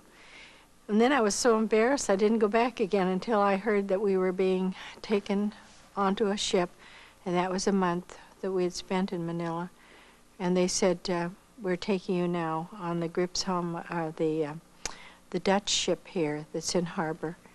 And so they took us 23 days out of sight of land until we came to California. And we were to go in under the Golden Gate Bridge just at sunset, and that is a beautiful sight. And I was looking at that thinking, what a beautiful entrance into this land. And everybody was coming up and said, "Aren't you excited?" And I said, "Well, not really." I said, "I don't know anybody in California." I said, "I was raised in Iowa. I don't know anybody out here." And I said, "I don't have a passport." I said, "Everything I've had is burned, and I don't have any money." And they said, "Oh, well, just look for a Red Cross person." And then the band had begun to play "I Lost My Heart in San Francisco." And I thought, I haven't lost a thing here as far as I'm concerned. And then before we could even get to a berth, they came, the message came over the loudspeaker that we're sending you on up to Seattle, Washington, because there's not a single berth here that is vacant. And I thought, oh, that's good. At least 2 more days in known territory. And then when I get off of this ship, what am I going to do? Well, 2 days later we arrived in Seattle, Washington, and it was Navy Day. So they said, well, they deloused us, and they gave us a Red Cross package, but they wouldn't process us because it was Navy Day and everybody was out celebrating. I thought, that's great. I can sleep another night here. And we were sleeping 3 deep in hammocks out on the deck because we were so many POWs. Most of those were people from the Philippines who had married, Filipinos who had married the boys during the war. And the next morning I saw all these that had become my friends getting off. And I was looking at the people down there, and even people came for Miss Kemp. And I was watching them go, and then it hit me. The reason you've heard nothing from your daddy and mother, because as I said, we were a close family, it must be that both of them are gone. So I went out and I crawled in under these hammocks that we had been sleeping in, out on the deck with the canvas over us. And I got on my knees and I said, "God, you took Russell. Did you have to take my mother and my daddy as well?" So sweetly he spoke to me. He said, "My child, you can still trust me." I said, "All right, Lord, but would you help me to find a Red Cross woman so I can get some money and get back to Iowa to trace anybody from the family that may be alive, because I knew that my brothers would be in the war." I came around the corner of the deck and there was a Red Cross woman, and I grabbed her by the arms. I said, "Look, you've got to help me." I said, "I'm a POW. I've heard nothing for more than 5 years from my dad and my mother. I don't know where they are." And I said, "I just need money to get back to Iowa. Maybe I can trace somebody from the family that is still alive." She said, "Honey, what's your name?" I said, "Darlene Deibler." She said, "I have 3 telegrams here. They're all yours, and they're all from your mother and daddy."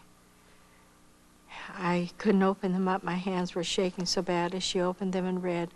Mother said we had moved down to Oakland, California in 1942. We knew you were on that ship, but when they diverted you, we could not get up to Washington in time to meet you.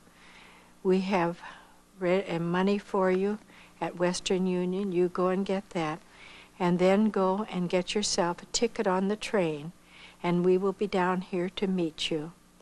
And when you get to a telephone, call us collect. So I put on the coat that was in this Red Cross box, and I'd been looking at those ladies down on the deck, And that year was not the shaggy dog look. Those coats had real tight nap of the material that had been used. And this one they had given me, the hair was long, and I just looked like a little fluffy bunny on it, I guess. And I thought, oh my, I can't go out there looking like this. They'll recognize me immediately for a POW. And so I went downstairs and I knocked at the captain's door and I said, sir, when he came to the door, may I borrow your razor? He said, my razor? I said, well, yes. Would it be all right if I borrowed your razor? And he said, my razor? Well, yeah, I'll get just a minute, I'll get it. So he went in and he got his razor and he brought it back and he looked at me. I said, I'll bring it back. And so I went off with it and I found a sheltered place up on the deck where nobody could see me, and I gave my coat a shave, and it really didn't look bad. And so then I went down and gave it to him, and I know he was still puzzled why I wanted that razor, but I wasn't going to tell him. And I got to the Western Union and I picked up the money there. And then I went to the train depot. And when I got inside and went up to the wire there that was where this boy was standing, and I just said, I would like to have a ticket for Oakland, California. And I said, I want a coach ticket. And he just looked at me and he went, my dear, don't you know a war's been on? And I looked at him and he said, nobody travels but Army, Navy, and Air Force personnel. Oh, I said, I didn't know that. And I started to cry. I said, I'm a POW. And I just found out my daddy and mother in Oakland, California, and I tried to get them. He said, oh, no, don't cry. And he had his hand over mine. He said, don't cry. He said, I have a lot of tickets for people just like you. And he handed it to me. And then he said, now, I'll be here tonight. I'll help you get on the train. I'll show you where your seat is. And don't cry anymore. I said, thank you. And then I turned around and I saw some telephone booths over there. So I went over there and I opened up the door, and what you had done with telephones in 8 years is amazing. When I left the States, all you did was to take up the receiver and say, you'd hear somebody say, number please, and you gave them the number. And here was a metal box, and I looked at it, and some round things on the outside of it, and holes in there. And they had numbers, and they had letters. And I thought, what do you do with a thing like that? And they say if you can't fix it, just read the instructions. I read the instructions, and I still couldn't figure it out. And a man was evidently seeing that I was having a problem. And he just opened the door and he said, could I be of help to you? And I said, yes, sir. I said, I've never seen a phone like this. I think he thought, what planet did I come off of?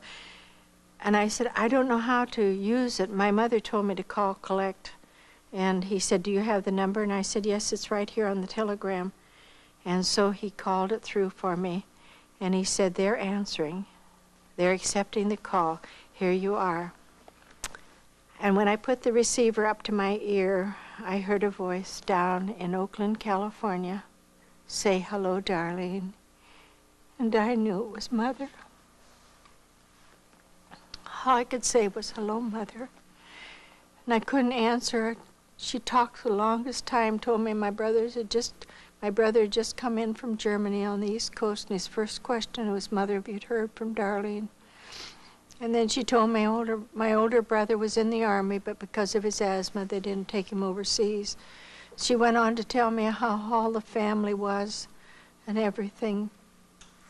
All I could say was, mm-hmm. And she said, did you get your ticket? I said, mm-hmm. And she said, well, we'll be down here to meet you tomorrow morning when you get here. So I was there. The man helped me. You know, many people ask me, how do you know when it is the Lord speaking to you? And I think that's the most beautiful illustration I could ever think of, because I had not heard my mother's voice for more than 8 years. But when that receiver went up in Oakland, California, and I heard someone say, "Hello, Darlene," I knew it was Mother. No one ever said my name like my mother did. And that's the way it is with my Lord. In busy airports as I travel, in the dark, the night hours, wherever I am, and when I hear a voice deep within me say, "My child," I know it's my Lord, because no one else says that to me. And I know his voice. He said, "My sheep know my voice. I call, and they answer, they follow." That day when we pulled into Oakland, California, I was looking for two faces, my mother, my daddy, not knowing that my sister and husband and daughter had come out to be with the folks in case they had bad news. I got down from the train, and suddenly I saw a precious, familiar face. It was my daddy. And he came and he put his arm around me and he started to call, "Mother, Mother, I found her." And Mother came, and then my sister and her husband, my little niece. And we were doing nothing but just weeping together. And suddenly, the sky broke the high fog over Oakland that's often there, and the sun came through. And I said, "God, if it's like this to meet your loved ones that you haven't seen for years, what will it be like when those clouds part asunder and my Jesus will be there?"